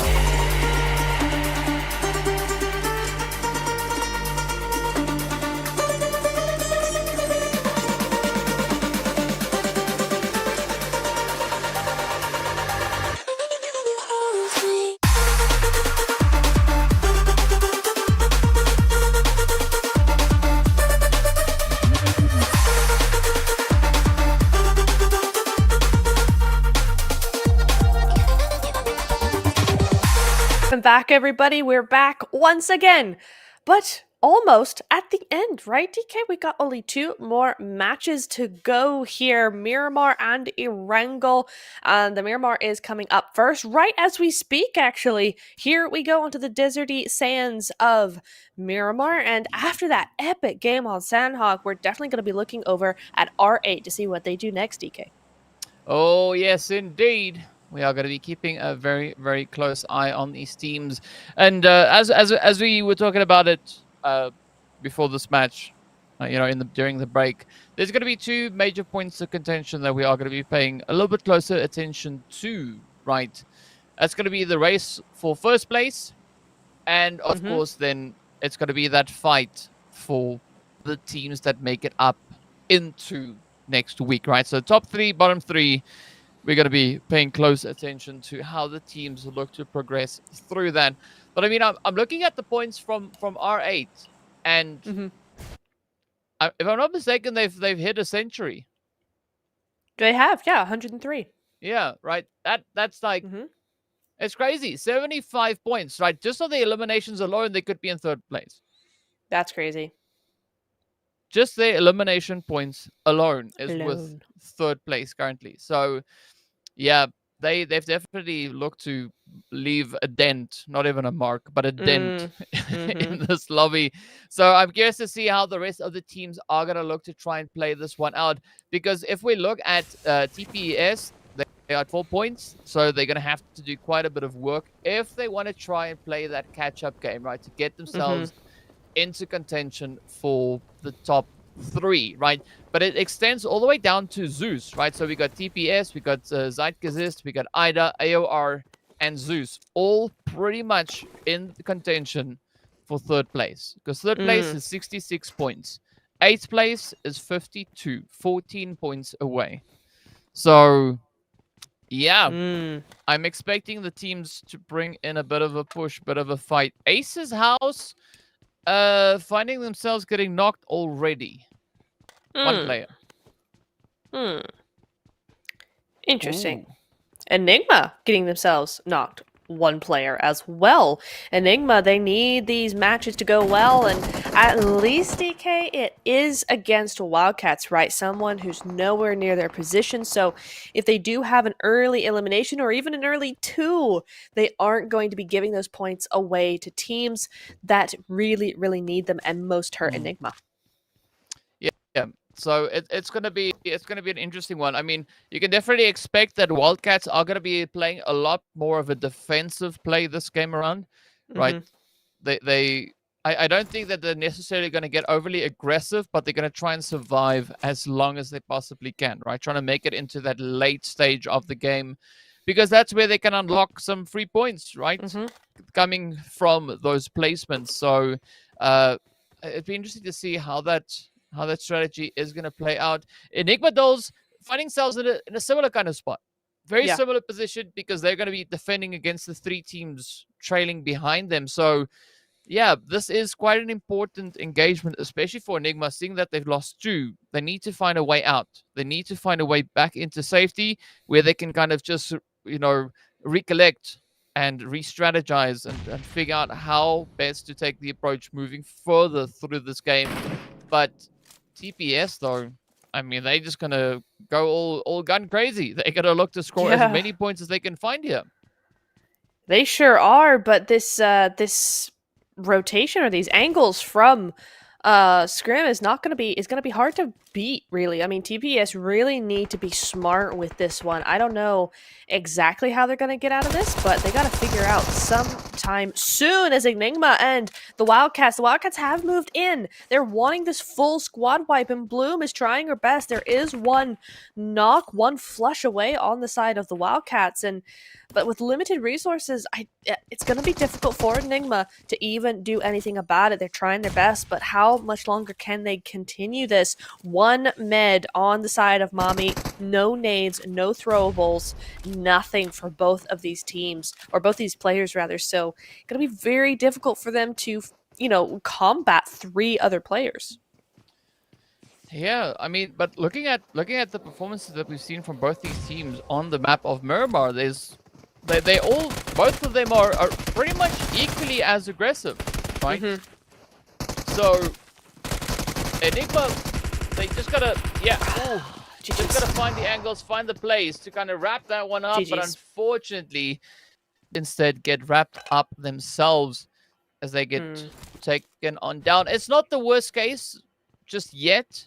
Yeah. They did at least secure themselves a point, right? Oof. Yeah, that was nasty. That's rough. That was a very unscripted play coming through. It was. Right there, but That well was so played sneaky. nonetheless. TPS, yeah, I don't know. Like, maybe they can find a way to bounce back, but this is sometimes what we see, right? Teams having a phenomenal game, and then the next match, things go a slightly different way. So I don't know if that is what we see happening here for TPS, because, I mean, we just saw them secure those 12 points. So, you know, what's gonna be the play to make at this one? So yeah, I'm not 100% sure, but we'll see. We'll see. We'll just have to watch and see, like everybody else, DK. But it is looking precarious for TPES, I have to say. They do want to continue this run, but it is looking difficult. I think that Script have done a really good job. Oh my god, jump scare with the that coop over there. But yeah, they've done a really good job with kind of securing all the exits that TPES could possibly have. So we'll just have to watch that one closely. But as for Enigma, I do want to touch on them just briefly before we move on. Is they still, I think, are 2 points ahead of 16th place. So as long as these other teams don't do too well, they are still in the running. They still have one more game, but that's really made it so that it's difficult for them to actually be confident in their plays, right? They really needed a good game, even just a decent game here in this Miramar rather, and then they could be more confident in the next game. But we'll just have to see how that works out for them in the Erangel, as it's starting to heat up over in Impala. Yeah. Well, technically they lead by 3 points, but we'll see how that changes as we progress through the match. TPS, yeah, it's almost like they're dropping the ball a little bit. Right? Script, they just rushing in. They're just like, you know what? It's the second last match. You know, we're kind of okay. We're kind of safe with regards to points. Let's just go for it. Let's just go out and cause a little bit of carnage, cause a little bit of mayhem, see what upsets we can play, when, where, and why. And for TPS, they are down to Rep now, the last surviving player, the last hopeful for the longevity in this match. Ooh, but up comes the play now. A little bit of free fire, and that is it. Script Monarchy are just going to claim those points for themselves and, you know, not even feel bad about it. And they shouldn't, because that was great, right? Script now getting a glorious little bit of a squad wipe going there. But again, this now opens up the opportunity for the next few teams to see if game number 4 is the one that they make it into the top 3, right? So this is that play now for a team like Zeitgeist, for instance, to see what they can find. Maybe they could summon a little bit of something somewhere to get themselves to start popping off, right? To secure those points. But for Zeitgeist, they've not necessarily had the craziest run on this map yet. No, they haven't, and as the zone has moved in again, so those were ambitious shots, though. By the way, from Lara with the M24, ambitious, but I appreciate the effort in taking them anyway. You were just talking about Zeitgeist, all the way down in the blue zone. Still, they're very, very careful with this next rotation. They're taking their time with this game. So far, there's a lot of open ground onto the south side. La Bandita as well, as a little bit of Minas Generalis is still very open, so that could be an easy entry point into the new zone for them. But as teams start to spread out and kind of get pushed away from the main places in the center of the zone, I think Zeitgeist need to be careful that they're not pushed out in turn. Yeah, so they need to play it a little bit more calculated, almost cautiously so, right? Because the more points it is that Wildcats secure, the more it is that Zeitgeist needs to try and accrue themselves, right? Because they came into this match trailing by 7 points behind the Wildcats. Now the Wildcats added 4 points, so that means they're trailing by 11, right? Mhm. If they are going to be looking to contest to try and catch up to that third place. Realistically, I think the only team that had it kind of more easy in a sense would have been TPS, but they're not Mhm. here anymore, not for this Yep. game. So it now turns to Zeiss now to see what they can bring in. Galatasaray, I don't think they're gonna be all too bothered about this game, right? Mm. Because they're leading by 23 points ahead of Mhm. third place. Yeah.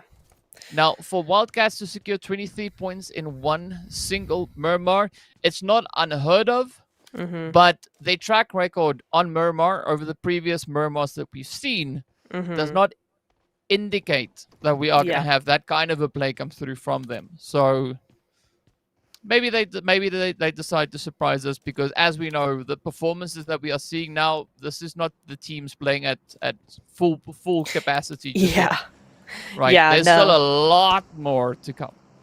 Absolutely. Yeah, they just keep getting better and better and better. And we're seeing now more of these really dominating angles coming through. This is the second time on this game alone by a different team. You're watching them look at art from all these different angles, but I did think that this was going to be coming here, that Galatasaray realized that that fight is just going to take way too long. It's not worth it, and they are going to disengage, especially as there are teams coming up behind them into the south side and the west side, that really, realistically, it's just not going to be worth it to try and take that compound. They're much better off taking this one right here, for instance, or taking some of the hills instead.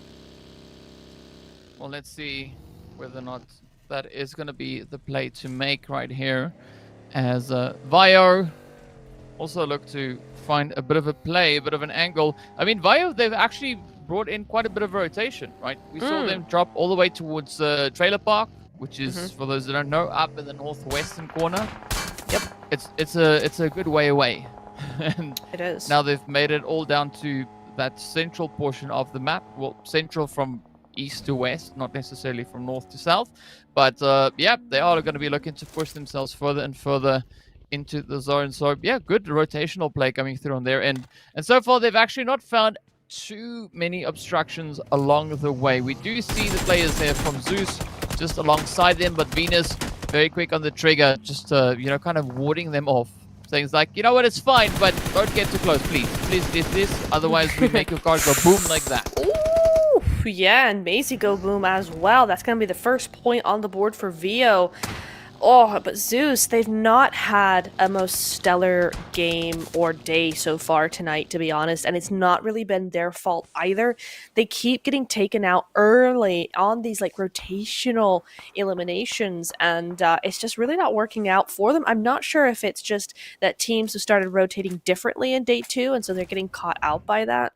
But it's not something we saw from them in day 1, so it's definitely something that has changed between the days of this group, and they just have, I mean, it's not at the end of the world, right? There's still only one down, but it does keep happening. So another thing to think about and look at as we head into the rest of this game and the next as well. But I'm looking at the Wildcats, DK, because they have 4 eliminations, 3 players up, and they're staunchly situated in San Martin. Yeah, I mean, San Martin is a good spot.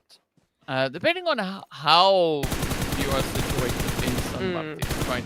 Being on the outskirts, I think, is maybe a little bit better. Being caught in the city itself, depending on where you are in the game, would determine how good of a position that is. Especially, I think, coming to the later stages of the game, you don't necessarily want to be caught in the center, unless, of course, that's where the zone is going, right? But yes. Yeah, other than that, the sides just make leaving so much easier. As I think it's a great temporary or quick little bit of a stopover position to play for. Speaking about stopovers, Venus needs to stop over and heal up as the spray is continue to rain on through, but good she's so lucky. defense or reaction going through there from Chloe as Aurora, yeah, looking pretty dang battered here. Not quite sure if Aurora's going to be able to make it out. The answer is no. A3 now starting to lock in as they find head after head and seem to be absolutely brutalizing the side here of Vio. Sheesh. Poor Vio. They've been doing their best over here. They had a decent compound. 1-3 split looked good, but Chloe's got to get out of dodge now because there's a team up behind her as well and to the front of her. I can't believe that she ran out of bullets the same time as that A3 member was just out in the open, because that should have been an easy knock, but she just did run out of that ammo, quickly had to reload. But yeah, that's going to be her out and on her way elsewhere. She's a solo. There's 16 teams left alive. When it's the second to last game in your group, you cannot be taking chances and trying to go for that 1v4 play. You've got to save as many points as you can for your team. Yeah, that is going to be very important, right? You don't want to give it up all willy-nilly just for no reason. You want to try and hold on as long as you possibly can. AR silently also one of those teams that they possess quite a bit of capability. And again, I also just see them kind of just playing well enough to ensure that they get the points on the board. They've not pushed it yet, right? It's coming. Yeah. I know it's coming because that's the strategy that makes sense. And as we said, a lot of the teams I think are playing with exactly that strategy. Like Galatasaray, also not too worried about them. Right, they're gonna let the cat out of the bag soon. It's gonna come. Just wait and see. Just wait and see. So I'm curious to see at which point, and I'm pretty sure it's gonna happen from Monday onwards once we get into that second week of the gameplay. But for now, it's gonna be a lot of the teams just trying to see what they can get accomplished here. I mean, Zeus yet to find points. They, of course, only have that duo left, but they're not necessarily in a spot where they need to be all too bothered, right? They've had a winner chicken dinner already, right? So they've got to, they can flex a little bit. Like, you know what? It's fine. It's fine. Yeah. Let's have some fun. Let's have a good Miramar. Let's have a good Erangel and see what that gets us. Yeah, and this is what we see from them time and time again, is they go for all those points, they get where they need to be, and then they can relax and they can have a little bit of fun with it. So it's definitely what we're going to be seeing, and honestly, it's great for us because what fun is for them is racking up all those points, getting all those eliminations, and just having a little bit of fun with those risky plays and seeing what happens. So definitely one to look out for and look forward to. And one of those plays is coming in now as S2 get caught out between Galatasaray and the blue zone. Unfortunately, they're just trying to make an innocent little rotation. It just doesn't work out. Galatasaray being the big meanie heads of Miramar, as they're going to get flushed out and down to 2, I think. Big meanie heads on Miramar. I think that goes that title goes to R8. True. Because they've got 30 eliminations on Miramar. Right, so It's only 10 more than they got in Sandhawk last game. yeah, but so that's across the 3 that they've played so far, right? So Yeah. 30, that puts them on an average of about 10 eliminations. Galatasaray, I mean, not bad. They've got 19. They have the highest placement points when it comes to this map, right? So they've come in here with 16 placement points that they've accrued on Miramar itself. So yeah, again, can they add a few more eliminations? Sure. Do they want to? We don't know. We'll find out soon enough. But, it's all up to them as to how they want to play this one. I like the fact that they are just poking and prodding into whoever they can see around them. Script, of course, being their victims. Or their targets, rather, for right now. But Script also, they've not necessarily had any phenomenal outlandish performances on here. But they've also not had any bad plays, right? They've got decent points. Now, of course, fighting with the blue and Galatasaray at the same time, it's not easy. It's not nice. It's not ideal. But it's okay. They can make it out of this one. And I think Zeros and the rest of the crew here from Galatasaray, yeah, they're just going to try and bombard them as best they can. Yeah, what a ridge to do it from as well. This got some great little angles to it, but they do have to move out of the way, so the only thing they can do is clean up as much as they can and then move a little bit further into zone and clear up as much as they can from that point as well, and that's what makes them so good. They don't go all in, they go in a little, do what they need to do, and then pull out and go somewhere else again. So that now leaves Script Monarchy out in the blue zone, fighting for their lives, and another team behind them as well. So Script Monarchy going to be lucky to get away here. Solo does for now, but Galatasaray should have eyes on this. Yep, they sure do. Zeros trying to beat the car, and the car will blow up soon. Oh, just gets out in time before it goes boom, but it's not looking good. It's not looking good at all. It's Zykozit moving in behind her, gets rid of her, and now the new fight begins. Galatasaray are going, oh good, a new team, more points for us. Whee! Whee! Let's have more fun. Yes, look, there's a new toy, and exactly. They go. We also do see the players there from Tasted lighten up when it comes to that feed as well, the elimination feed. But look at this Galatasaray. Yeah, they're now just going crazy, right? Pushing up like this here, but also realistically looking at Zeitgeist, they're not going to be all too phased by this because. Right, they came into this match at 5th place. They had 59 points to their name. They've been able to secure 1 additional elimination, so that's about 60 points. If 59 plus 1 equals 60, right? Woo! I hope. So it's okay. It's okay. Right, they're not going to be too stressed. There's going to be some feed on the rest of the team doing what they do, just going like, yeah, clean up aisle 4 so much. One more. There's one player over the ridge. But for a team like the Wildcats, they can't have that same luxury, right? Because they are in 3rd place, and there's a few teams that could come knocking on their door. So they're going to try everything they can to defend that as best they possibly would be to. And, I mean, AOR, one of those teams that could look to do exactly that knocking that we're talking about, are going to push up towards them. But for the Wildcats, they have another problem. They a little bit away from that zone.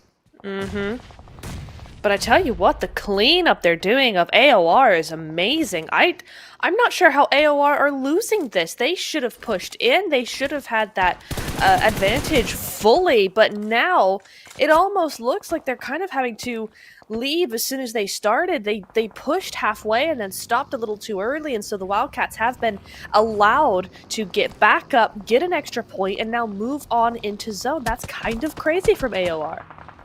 Yeah, it is. It is a little bit strange.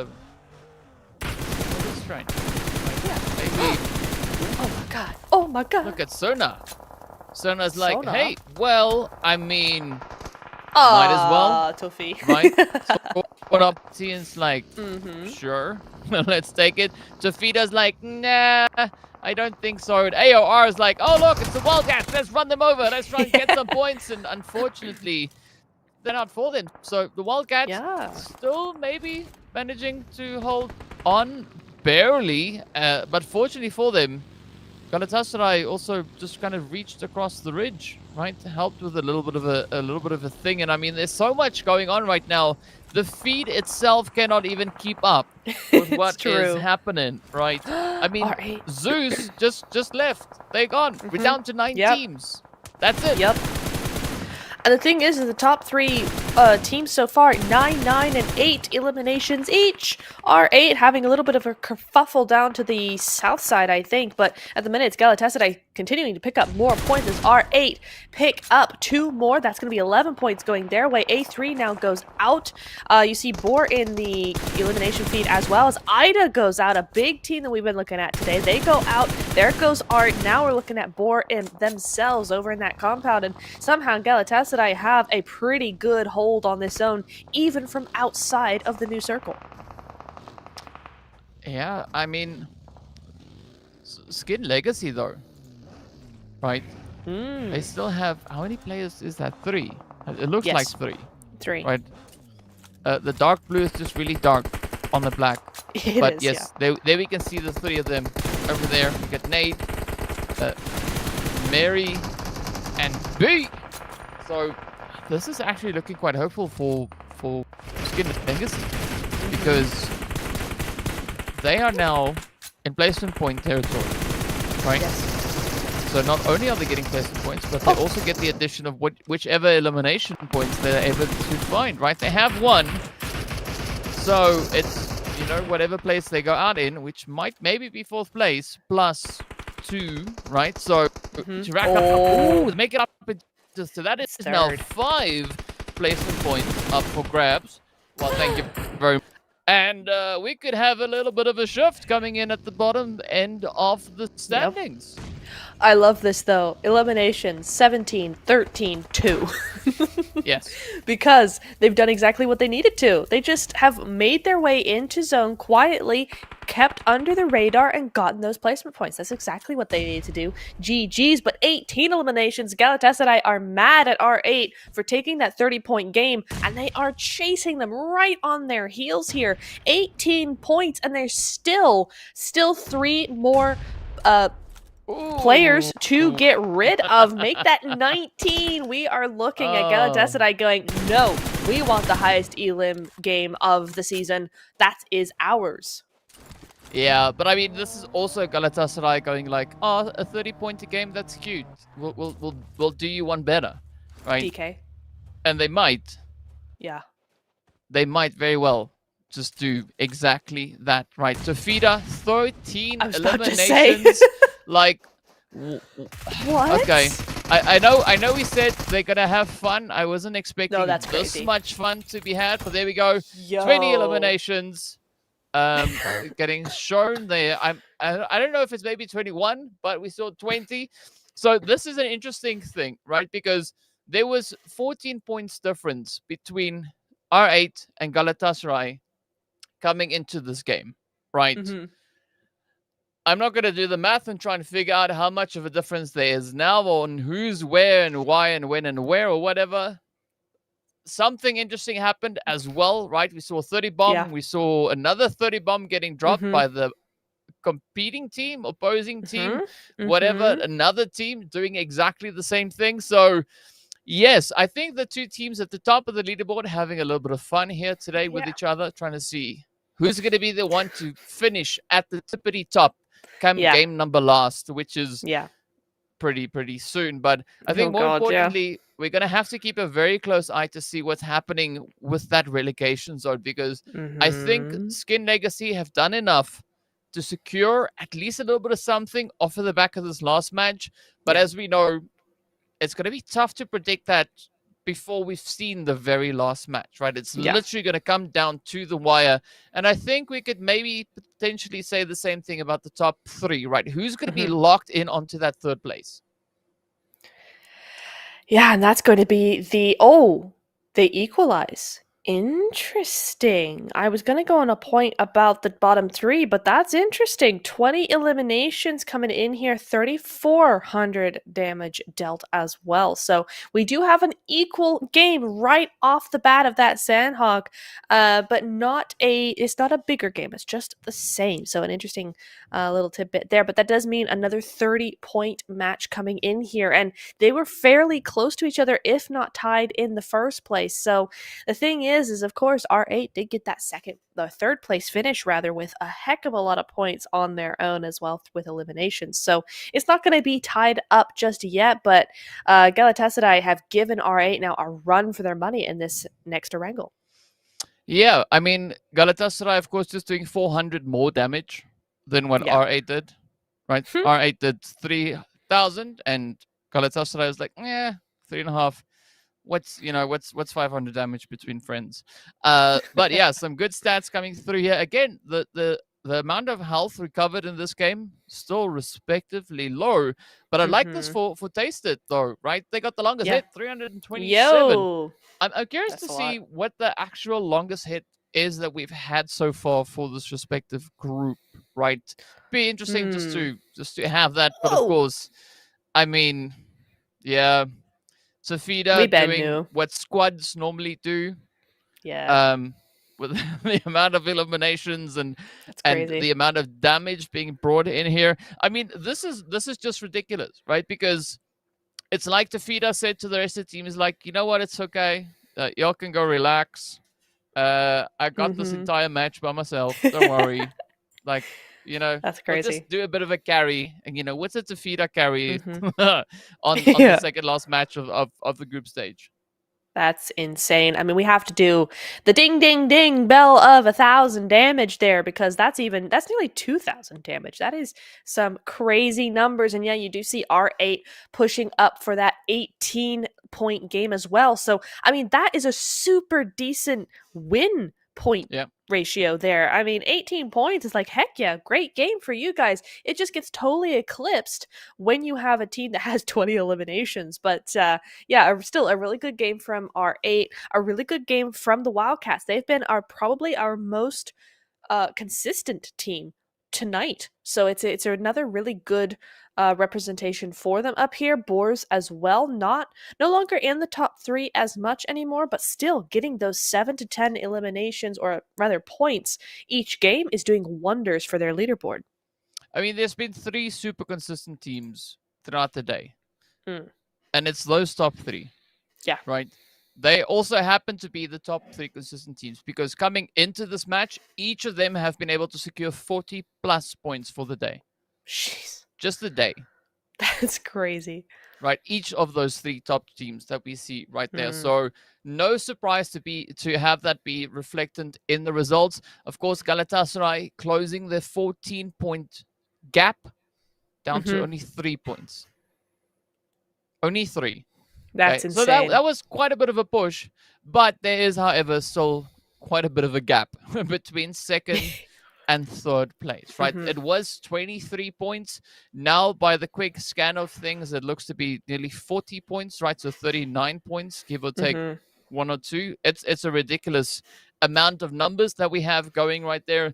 But I mean, it comes as no surprise, right? To see these players right here. Lara, as I said, was going to chase Asiko a little bit. And that's what we saw already coming off of the back of Sanok. So well done to Lara for catching up. Asiko, Tafida, yeah, it's they're just being ridiculous now at this point with the numbers and stuff that they're putting up. But yeah, I think regardless of that, still a very impressive performance that we've had across the board. The teams that needed to defend their position with regards to the top, they've done so. The Wildcats, I think they've done enough to kind of almost secure their third place. I don't really see much of a change, but of course, we'll only know at the end of the next match. We will. I mean, TPS could come in with a 30 bomb and just wreck the entire thing, but we'll have to see in our final game of Group A coming up in just a few minutes. Before that, we're going to go for a quick break, and we'll be right back.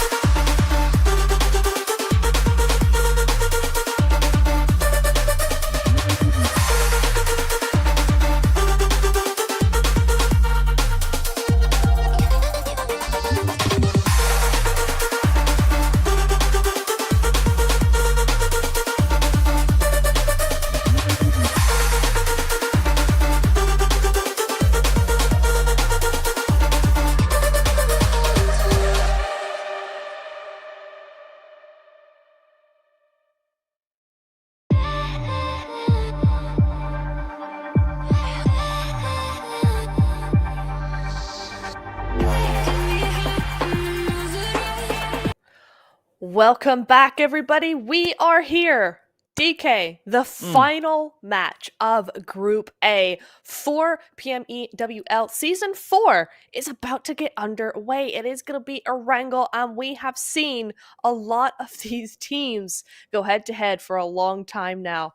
And it all comes down to this. And we were discussing during the break, right? We think we might have our top 3 kind of solidified, and our focus sort of has to shift over to the other end of the table. Who's going to take that final 15th place spot at the end of this game, and who is going to just sneak their way into week number 2?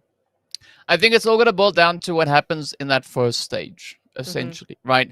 If the Wildcats are still there after the first phase, then yes, I think the top 3 might very well be secured into what it is right now, right? But if they're not, all right, as we approach Erangel, yeah, there is still a chance for TPS and Zeitkazit to clutch it out, right? Because if we look at the points, aside from the Wildcats, so like Wildcats, TPS, and Zeitkazit are the 3 top performing teams when it comes to Erangel. They just are. Yeah. So if Wildcats fall, then it goes to TPS and Zeitkazit.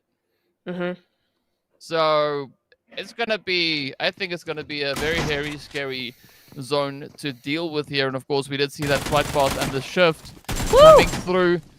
Galatasaray having themselves a little bit of that Aces health action, as we can see the feed, and AOR saying no to Arch, right? Yeah. It was not their taste. They said, no, we don't like this art. We're gonna stop it right there. And that's the run. But realistically, looking at the other side of the standings, Skin Legacy and Enigma Dolls. I think it's going to be between the 2 of them to make a run for it, because Aces, they've got essentially 1 player left.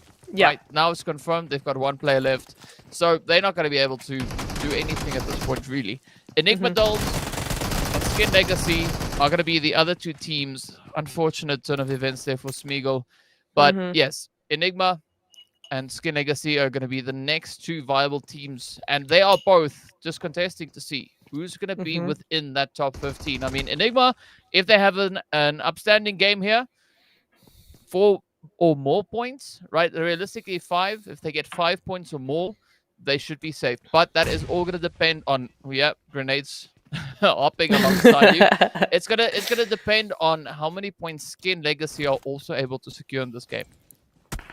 Well, the thing is, DK, I don't know if you saw where they landed. I'm a little bit worried. They did 1-3 split on Millie Island, and that Solo is contesting with another team also on the island. And with that zone moving to the north side, it's possible that Skin Legacy are in a little bit of trouble when it comes to kind of getting choked out a little bit there. So they're going to have to be careful to make sure they avoid that other team at all costs. They cannot even risk going out this early. Yeah, you want points, but I think survival in the final game is going to be more important. Not to Vio, though. Vio have decided to go for this hot drop onto Boars, onto Primorsk. And they are doing something. Venus is down, unfortunately, but Boars are moving in quick. So Chloe's just got to use the rest of her advantages and get this show back on the road, because there is no time to waste. Yeah, I mean, but realistically, looking at it at both Boris and the players coming through here from VO, yes, there's a 7-point difference between the 2 of them on those standings, but it's not going to be too much of an upset here, regardless of what comes of this current engagement that they find themselves in, right? So if it goes well or if it goes south, either which way, both of them, they'll be okay. They will be okay. We can say the same here for AOR silently. But yeah, there's essentially, I'd say, 5 teams that we're going to be keeping a very close eye on to see how things go for them. Now, for AR silently, this is an opportunity to see if they can maybe catch up to where Zeitkazit is with regards to points, because currently they are 5 points behind them. But now with Zeus that are going to be making a bit of a move coming through this area as well, they find themselves in a very similar spot, right? There's 2 points separating Wow. both these teams on the standings. 2 points. I love this from AOR Silently, though. They kept quiet. They actually baited Zeus into this compound. And now you see AOR, all 3 of those players are at different points of the building and they've all got nades in their hand. This is brilliantly played by AOR Silently, but it could all turn to worms here as Zeus able to outsmart them there just with that gunpowder, just able to knock them all down. And however smart and big brainy the angles might be, what it really comes down to, TK, is that 1v1. And if you can't win it, then there's nothing to be done. Yeah, if you can't win it, there's nothing in it. So let's see who's going to be the ones to clutch it out this time around. For now, TPS though, playing a very calculated game here. Right, slightly reserved. They're just gonna go and try and find themselves a good spot. Yeah. Wherever that might be, they're just gonna look for a good spot, right? Because I think realistically they might be just sitting there watching, waiting to see what happens with the Wildcats. But I wouldn't wait too long because, you know, you got to be proactive at some point. You're going to have to go out and start earning those points if you want to contest. Unless, of course, TPS are fine with taking the route through next week, right? If they're okay with that approach, then by all means, continue what you're doing, right? Because there's nothing wrong with going into week number 2. In fact, it gives, as we've mentioned before, it gives the teams that go through that a lot of an opportunity. You know, to really refine their approach, their rotations, their skills against this exact lobby that they're playing with here. Yeah, but then at the other side of that, if you are in that 4th place or that 5th place and you're super safe, there's no chance of you in one game going down to 16th, then why not gun for 3rd and see why not, and see if you can, you know, see if you can actually end up doing it and go all Hail Mary. And even if you go out really early, then it doesn't matter. Yeah, it's maybe not the way you wanted to end the night, but you know, you tried and you're still going through to the next week. So for me, I'd go, you know what, if you can do it, try. But I will say, DK, I do like that Skin Legacy, they are taking a rotation. They're completely avoiding like even the hint of an altercation here, which I do enjoy. However, I don't think they're counting on Boar still being in Primorsk, and this is where it could get a little bit hairy for them. Yeah, it could definitely take quite a bit of a uncomfortable turn there for them. But the same thing we could say for Enigma Dolls, right? They're rotating up alongside TPS. So those are the teams that are kind of in a point where they need to really fight for points.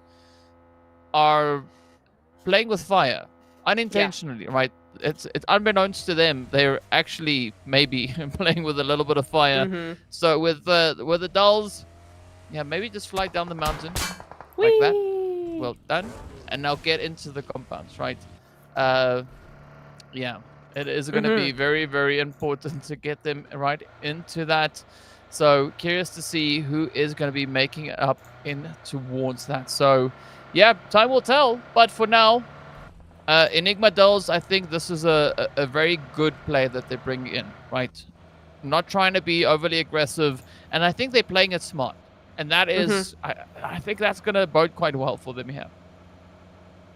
Yeah, it is smart. Big brain is where you really want to be when it's the final game of the evening, final game of your stage, right? You want to be as big brain as possible. You've had 9 other games to have all the eliminations and do all the things that you want to do and be as big gun as you want to be. But now's the time to just take a step back, think it through, and play a little bit more smartly. And Ida seemed to have a really smart rotation there because they knew that probably Galatasaray were going to be making their run for it onto this hill, and they knew exactly where to be to take those shots. So well done from Ida. 0 eliminations going to be coming through from that, but still, it's a good little thing to have done there. It's a nice little smart play, and that's going to boost morale. Yeah, and that's essentially what you want moving into the final match of the day, right? You want to end on a positive note. And like, you know what? we played the best game that we could at this point. You know, we're happy with what came from it. Ooh. Oh. Yeah, that is an interesting turn Oh. of events that we've got coming through here onto the side of Ida. You got to be careful pushing up onto Everest, as we've seen a few times. Right, if you take the right approach, great. If you don't, ouch. So they just got to find whatever is going to be the play that works against maybe contesting Galatasaray for the hilltop. Realistically, I don't see why. But yeah, But- I mean, She just put the smoke in the back of her car. Interesting.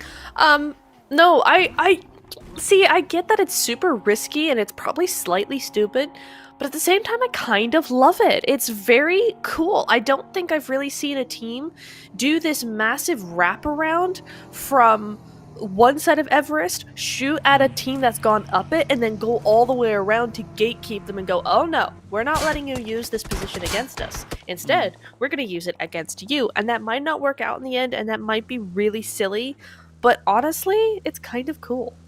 yeah, I mean, it'd be cool if it worked out, right? That'd be Yeah. amazing.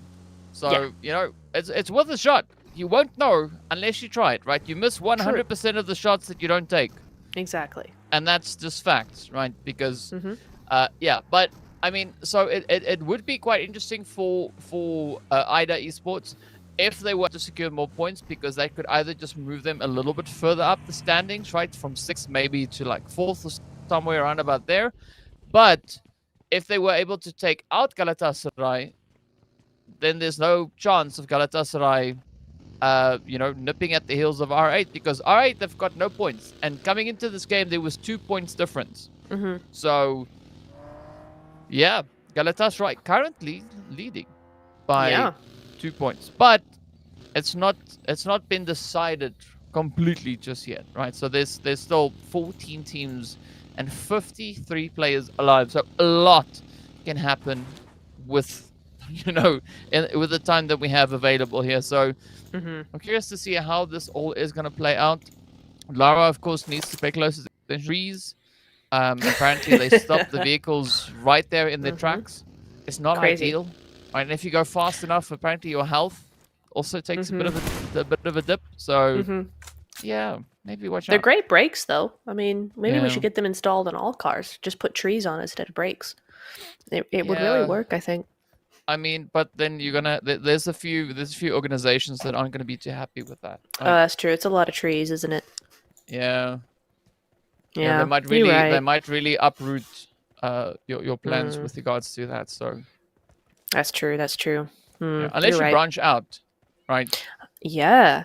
Yeah. But then you've got to start worrying about like splinters and, you know, who's barking at what and when and why and where, and Yeah. you know, you got to leave Yeah. at some point. Mm-hmm. Yeah. Quite true. Quite true. True. Twoo. Yes. Okay. Anyway, I don't have the brain for that kind of thing like you do, man. I'm trying to keep up. It's not working. The nice thing about Anyway. it being live on stream, you can just pause it, rewind, and listen to it again. Yeah. Yeah. Totally. That's Yeah. exactly and what then I'm gonna and then do. and right then this give me second. the afterwards. Ugh. Yeah. Nah, like I can't join you in that. I just have to listen because I can't join you, man. It's too good. It's too good. Anyway, talking about too good. This zone, it's gone to the north side. It's too good. Yep. Above Rostock. Oh, this is one of my favorite zones on this map. It's super interesting. It's very open, very difficult, but the high ground is super interesting and super cool. Unfortunately for Galatasaray, they keep betting on Everest and it keeps not working, and they have a hard journey ahead of them now. I'm not seeing Skin Legacy here. Correct me if I'm wrong, but I don't see them. Where did they go, or are they still in the blue zone? If they are, dang, they're taking it slow, but at least they've avoided boars. But the Wildcats as well are going to be going over through Georgia Pole, it looks like, as well. So a lot of teams taking that slow and steady route. Yeah, I mean, but aside from the slow and steady route, there's actually a few teams that I think are going to be quite happy with how the zone had shifted, right? Because if you look at a team like Enigma, for instance, right, we saw them up on that northeastern side alongside TPS, which they've been close to for the longest time. But if Enigma kind of just stay around there, they should be okay. Yeah. Right? Just don't go poking at the side of TPS. Because Like they're that. playing a very similar strategy, right? They want to try and survive. They want to make it as long as they possibly can. Zeus, though, yeah, this is a different thing. Zeus also looking to get out there to maybe try and secure themselves a few additional points along the way. But this is now just an absolute mess, right? 3 teams converging in. TPS, though, they decided, you know what? Let's go have some fun. Let's push down to that southern side. Let's see how close we can get to where R8 is. Not that they know where they are, but, you know, it's worth a try. It sure is. It is worth a shot because it's the last game. You know you're in 4th place. Have some fun with it. They've taken a very dominant position over on that hillside. They're just trying to get those shots where they can. So far, it's yielded them 0 eliminations, but the night is still young. The game is still young. We're only 15 minutes, 16 minutes into this game, and it's only stage 3. As we turn our attention to Ida, again, very volatile team in terms of their rotations, right? They keep moving around, and they're very quick to move and very quick to decide to move. So interesting to see them all the way up on that north side as well, even after that rotation onto Everest. But they got clear, they got to the north, and now they have to move again, while Script Monarchy have to move, but in a different capacity, moving that teammate back a little bit so that they can res her up and heal her up as well. Yeah, and I mean, you were talking about Ida. They've actually brought in quite a bit of rotation, right? Because they went from Everest, as you said, right, or the ruins close to Everest, up onto Everest, from Everest over on towards almost Zaki, right, north of North George, and then from there pushed all the way over to here, which is pretty much Saverney. It's been a wild day over on the Ida side. But yeah, let's see where it is that they choose to push into, abandoning the 3-wheel of doom. Ooh, but instead gets doomed on down, as it is going to be tasted that just fires across the way. Ooh, unfortunate there for Enigma. One of their players getting spotted and found out. Shots connecting up. It's going to be Ida and getting ready for a full send. Not quite sure if the rest of the team of Enigma is going to look to maybe try and save their teammate here. Could be a very risky approach. But we know Kiki is there, right? Kiki showed a lot of aggression. So I'm curious to see what Enigma's approach will be. Ooh, Skin Legacy, though, out of the blue. That's crazy. Sometimes you take a little too long. And I think that's kind of what's happening here. Galatasaray getting taken out, but they don't really care. They're still going through straight to finals, and Script Monarchy, meanwhile, taking whatever points they can glean off of that team. And yep, down goes Taste It as well to TPES. That's their first 3 eliminations, so they all go to Cupquake. Ooh, okay. All right. I mean, Cupquake gonna be happy about that. Yeah, I'll let you say that. But here we go. Force Gaming also finding themselves in a bit of a contentious position here, right? They've got the Script just nipping at their heels coming in from that eastern side. But that is, of course, also where we have the players from Galatasaray, right? So you got to be careful as to how you play this one out, because it seems to be a triangle of despair. No, that's a triangle of doom. Sorry, it's the square of despair. There we go. Yes, a little bit of swimming. Skin Legacy. See, they need to watch out. They don't want to go out of here because they need to kind of just hold on to what they have here, right? They are leading by 4 points, but going for the Aquaman approach, yeah, it's not really paying off. No, and they knew what they needed to do, right? That's why they've played this so slow, but sometimes you end up playing it too slow, and I think this is what is starting to happen here. You have teams that are already set up and so established that they start looking and checking behind them. They're not so focused on moving in as they are making sure that they don't need to do anything else, and so they're going to be hyper vigilant on those water areas and the like. And so for a team like Skin Legacy, who are trying to sneak through, if you're that late, then all you're going to get is picked up. Yeah, and that's not what you want to have happen to you at this point of the game. But let's see how Boars are going to look to apply themselves here, because they still have a bit of opposition, right? We got, I believe that's Zeit, just over towards their slight southeastern edge. We've got A3. Yeah, that is indeed Zeit. So you can see them up on the hill. Oh, we gotta watch out, Zona. S2 as well as A3 all getting right down to the action, now starting to play their way on in. We do say goodbye to the Wildcats. So the Wildcats out of here with 1 point to their name. Skin Legacy also getting sent back empty-handed. So now it turns to the Enigma Dolls. Either they play for placement points or they look to find themselves maybe 1, 2, or 4, maybe 5 eliminations along the way. There is a bit of a third-party opportunity available to them, but they've still got to watch out as to how they play their way through this. S2 are going to be the next team to make their way on back, and with that, we are down to 10 teams. 2 more teams need to leave before we get into placement point territory. But which 2 teams is that going to be? Because all of these teams need the points. Okay. Almost all of these teams need the points as we look at Galatasaray. They don't need the points. And neither do R8. Realistically, they don't. They're top of the leaderboard right now. They don't need them. TPES need the points. But especially because NRX are not here. They're no longer here and they only got 1 point. So as you said, this is their chance now to move up and move into 3rd place. And right now, it's not going to happen. R8, bite that in the, in the behind a little bit there. And, that's going to be a no from them. You're not allowed in 3rd place. We're allowed in 1st place. So TPE is going to have to be satisfied with that 4th place finish, possibly. But will they make it 6th? Will another team make it 6th? We'll have to see. But I think top 3 now is safe to say done and dusted. We have it confirmed until, of course, we see the actual leaderboard. But for now, it's looking pretty darn good.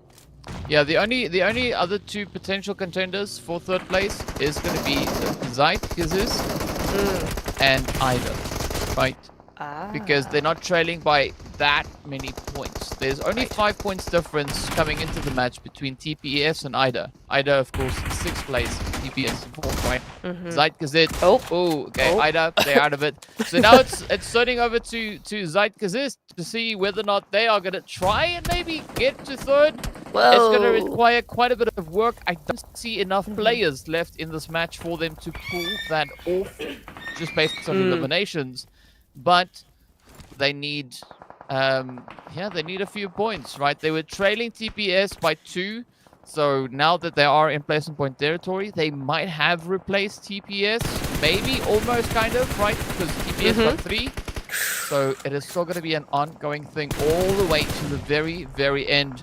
Enigma, though, they need 4. 5 points to be 100% sure, right? So it's all going to boil down to how much and how long they can survive here. And of course, there's going to be still quite a bit of a fight. Zeit, now, not necessarily in the best spot, so I think I don't see them really finding necessarily a good spot to bounce back from to get into the zone. So I think at least our top 3 100% confirmed. Zeit might maybe get a few additional points and maybe upset TPS, but who knows. Oh, love this from R8, that 1-3 split there with a perfect angle onto the upstairs windows, right? Because this push by the 3 is going to make Zeus go crazy. They're going to try and get whatever movement they need in order to avoid whatever is coming down at them from the bottom, and Laura will be there to pick all that up. So GG's there. Boar full sending into the same position as Zykazit, and they end up getting taken out, but not by them. It's by script. It's by... it is by script. It's by a lot of teams. R8 with 9 eliminations, script with 6, and Zykazit with 2 as well. Enigma still here. Still a 3-man squad, but 0 eliminations. One team needs to fall. One team needs to fall. They need to get at least the 3rd place, and then they've made it. Right? That's literally all they need. Or they need 1 elimination, and they leave now. Because 4th place is 4 points. Right? So this is the 4 points to put them on par with what Skin brought into this game. Right? but Skin Legacy didn't earn any points this round. So, if they can find one or an additional falls before they do, they've made it into the top 15, right? So the pressure is on. Enigma needs to play the most intense game of hide and seek that they've played in the past 2 days. It's all going to boil down to this one. And fortunately for them, there's still a few teams that can get targeted around them, right? As you can see, we got Zeit a little bit further down the hill. R8, as we know, absolute monsters. Nice. But there we go. Nice connecting shot coming through here. It is going to be script down to a solo. So there's still quite a bit of an opportunity now for Enigma to make their way in, to claim their seat, to move through into next week. It is now up to Taya. Taya now going to try and see if they can maybe park the living heck out of that tree that is alongside them. But anyone is now on the chopping block. Taya, I like the use of utility here, just trying to keep a bit of a barrier, trying to keep Enigma at bay. But Enigma taking a good approach here, right? Not putting all their eggs in one basket. They're trying to keep it spread out. They're trying to keep as much of an opportunity available here. Let's see whether or not they can pull this one out of the bag. They're going to try and push up. Blue Zone is going to right up on them as well as we hit stage 8. The might come through. Down Enigma. Still in it. And that could be their ticket, right? They are all the way into second place. This could be it. Yes. GG's. Indeed. R8 finish it off. They take that winner chicken dinner. But I think, don't take my word for it, but I think, I'm pretty much convinced that Enigma Dolls might just have done enough to get themselves into the top 15. So what an amazing show this was. Of course, R8 adding yet another winner chicken dinner to their tally, right? They had 2. Now they've got 3, the same as Galatasaray, right? So the top 2 teams sitting with 3 chickens each. It's crazy. Talk about a flex, right? Talk about the teams just kind of, puffing themselves up and going like, this is mine. Yeah, they did it. Yeah. They did it. And I think it's very well deserved. Yeah, it is. Yeah, absolutely. But the thing is what's so funny to me is that we were so focused on Enigma that we kind of didn't realize that R8 had 16 eliminations at the end of that game. And so that's a big win. Again, another huge win from R8 there. So it's been a huge, huge night for them. Definitely solidifying their first place position here. There's no way that they're not on the top of the leaderboard after that game. But yeah, just what a game and what a night it's been. I mean, we've had some fire games coming in here. It's just been so fun to watch. But that is all 5 done. So we will see how that leaderboard really is turning out in a few minutes. But yeah, it's been wild. Yeah, it's been crazy, but it's been the very nice, the very good kind of crazy, right? Yeah. The kind of crazy that we want. So mad respect going out to R8 Sapphire. Of course, they were on 88 eliminations coming into this game. Now Crazy. they added 16 more to that, right? So that puts them on 100 plus. I think it's 104. Yeah, something like that. It's ridiculous, right? Big flex in coming 10 to them. games. And that's insane, right? So it is so well deserved coming through from them. Grenades again bouncing back up, coming up to over 200, right?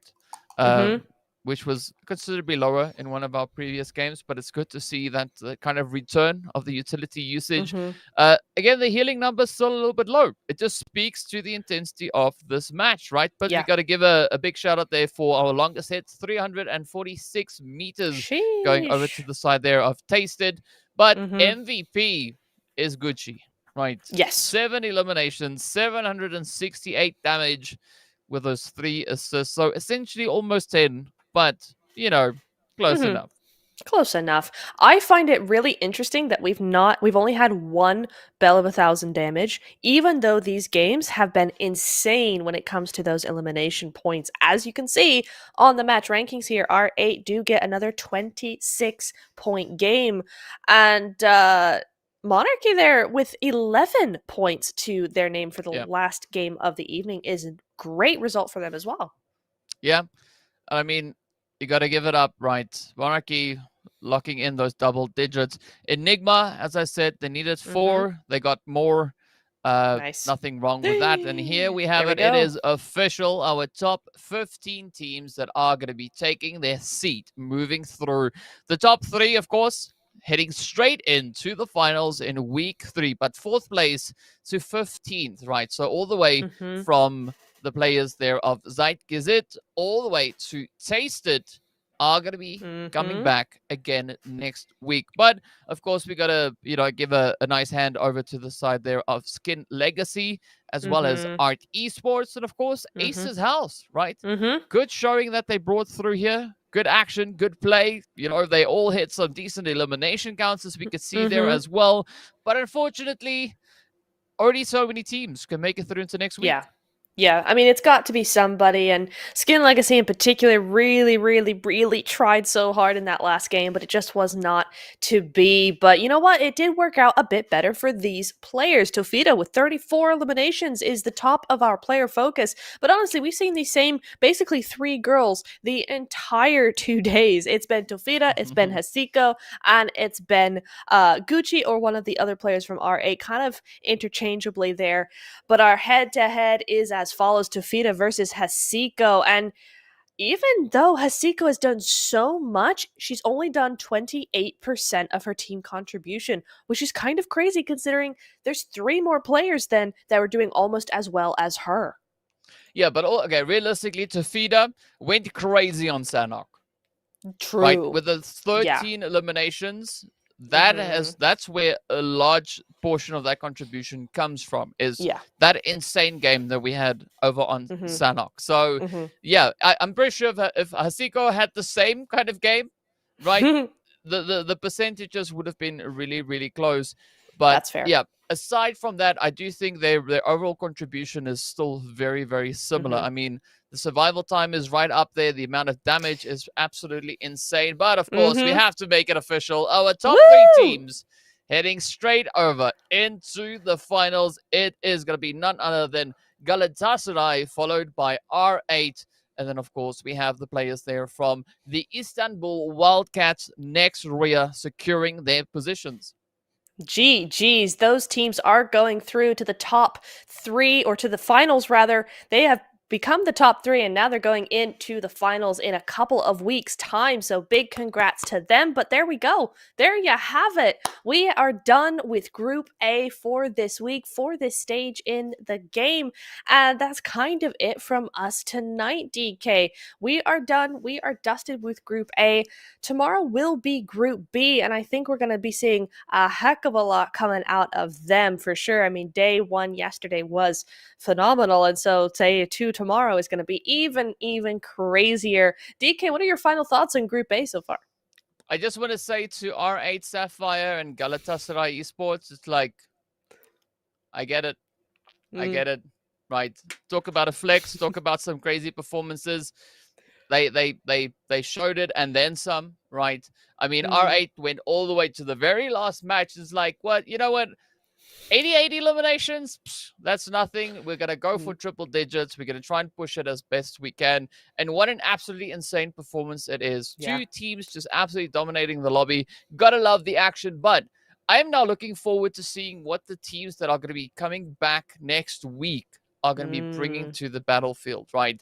Because we've seen some pretty insane performances come through, right? TPS, they played some phenomenal upsets. We did see Zeus, we did see AOR, Ida, Zeitgesit, everybody that made it in, even the players from Enigma Dolls.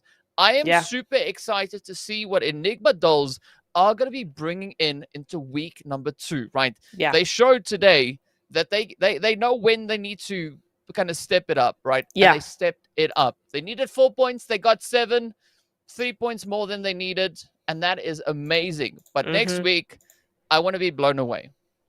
Yes. I think we will be. I think we'll be blown away even sooner than that. I think we'll be blown away tomorrow as well. As we kick off Group B Day 2, the final 5 matches will be going the way of Group B tomorrow night, same time, same place. So if you enjoyed tonight's show, be sure to stick around for tomorrow's as well. And until then, have a great night.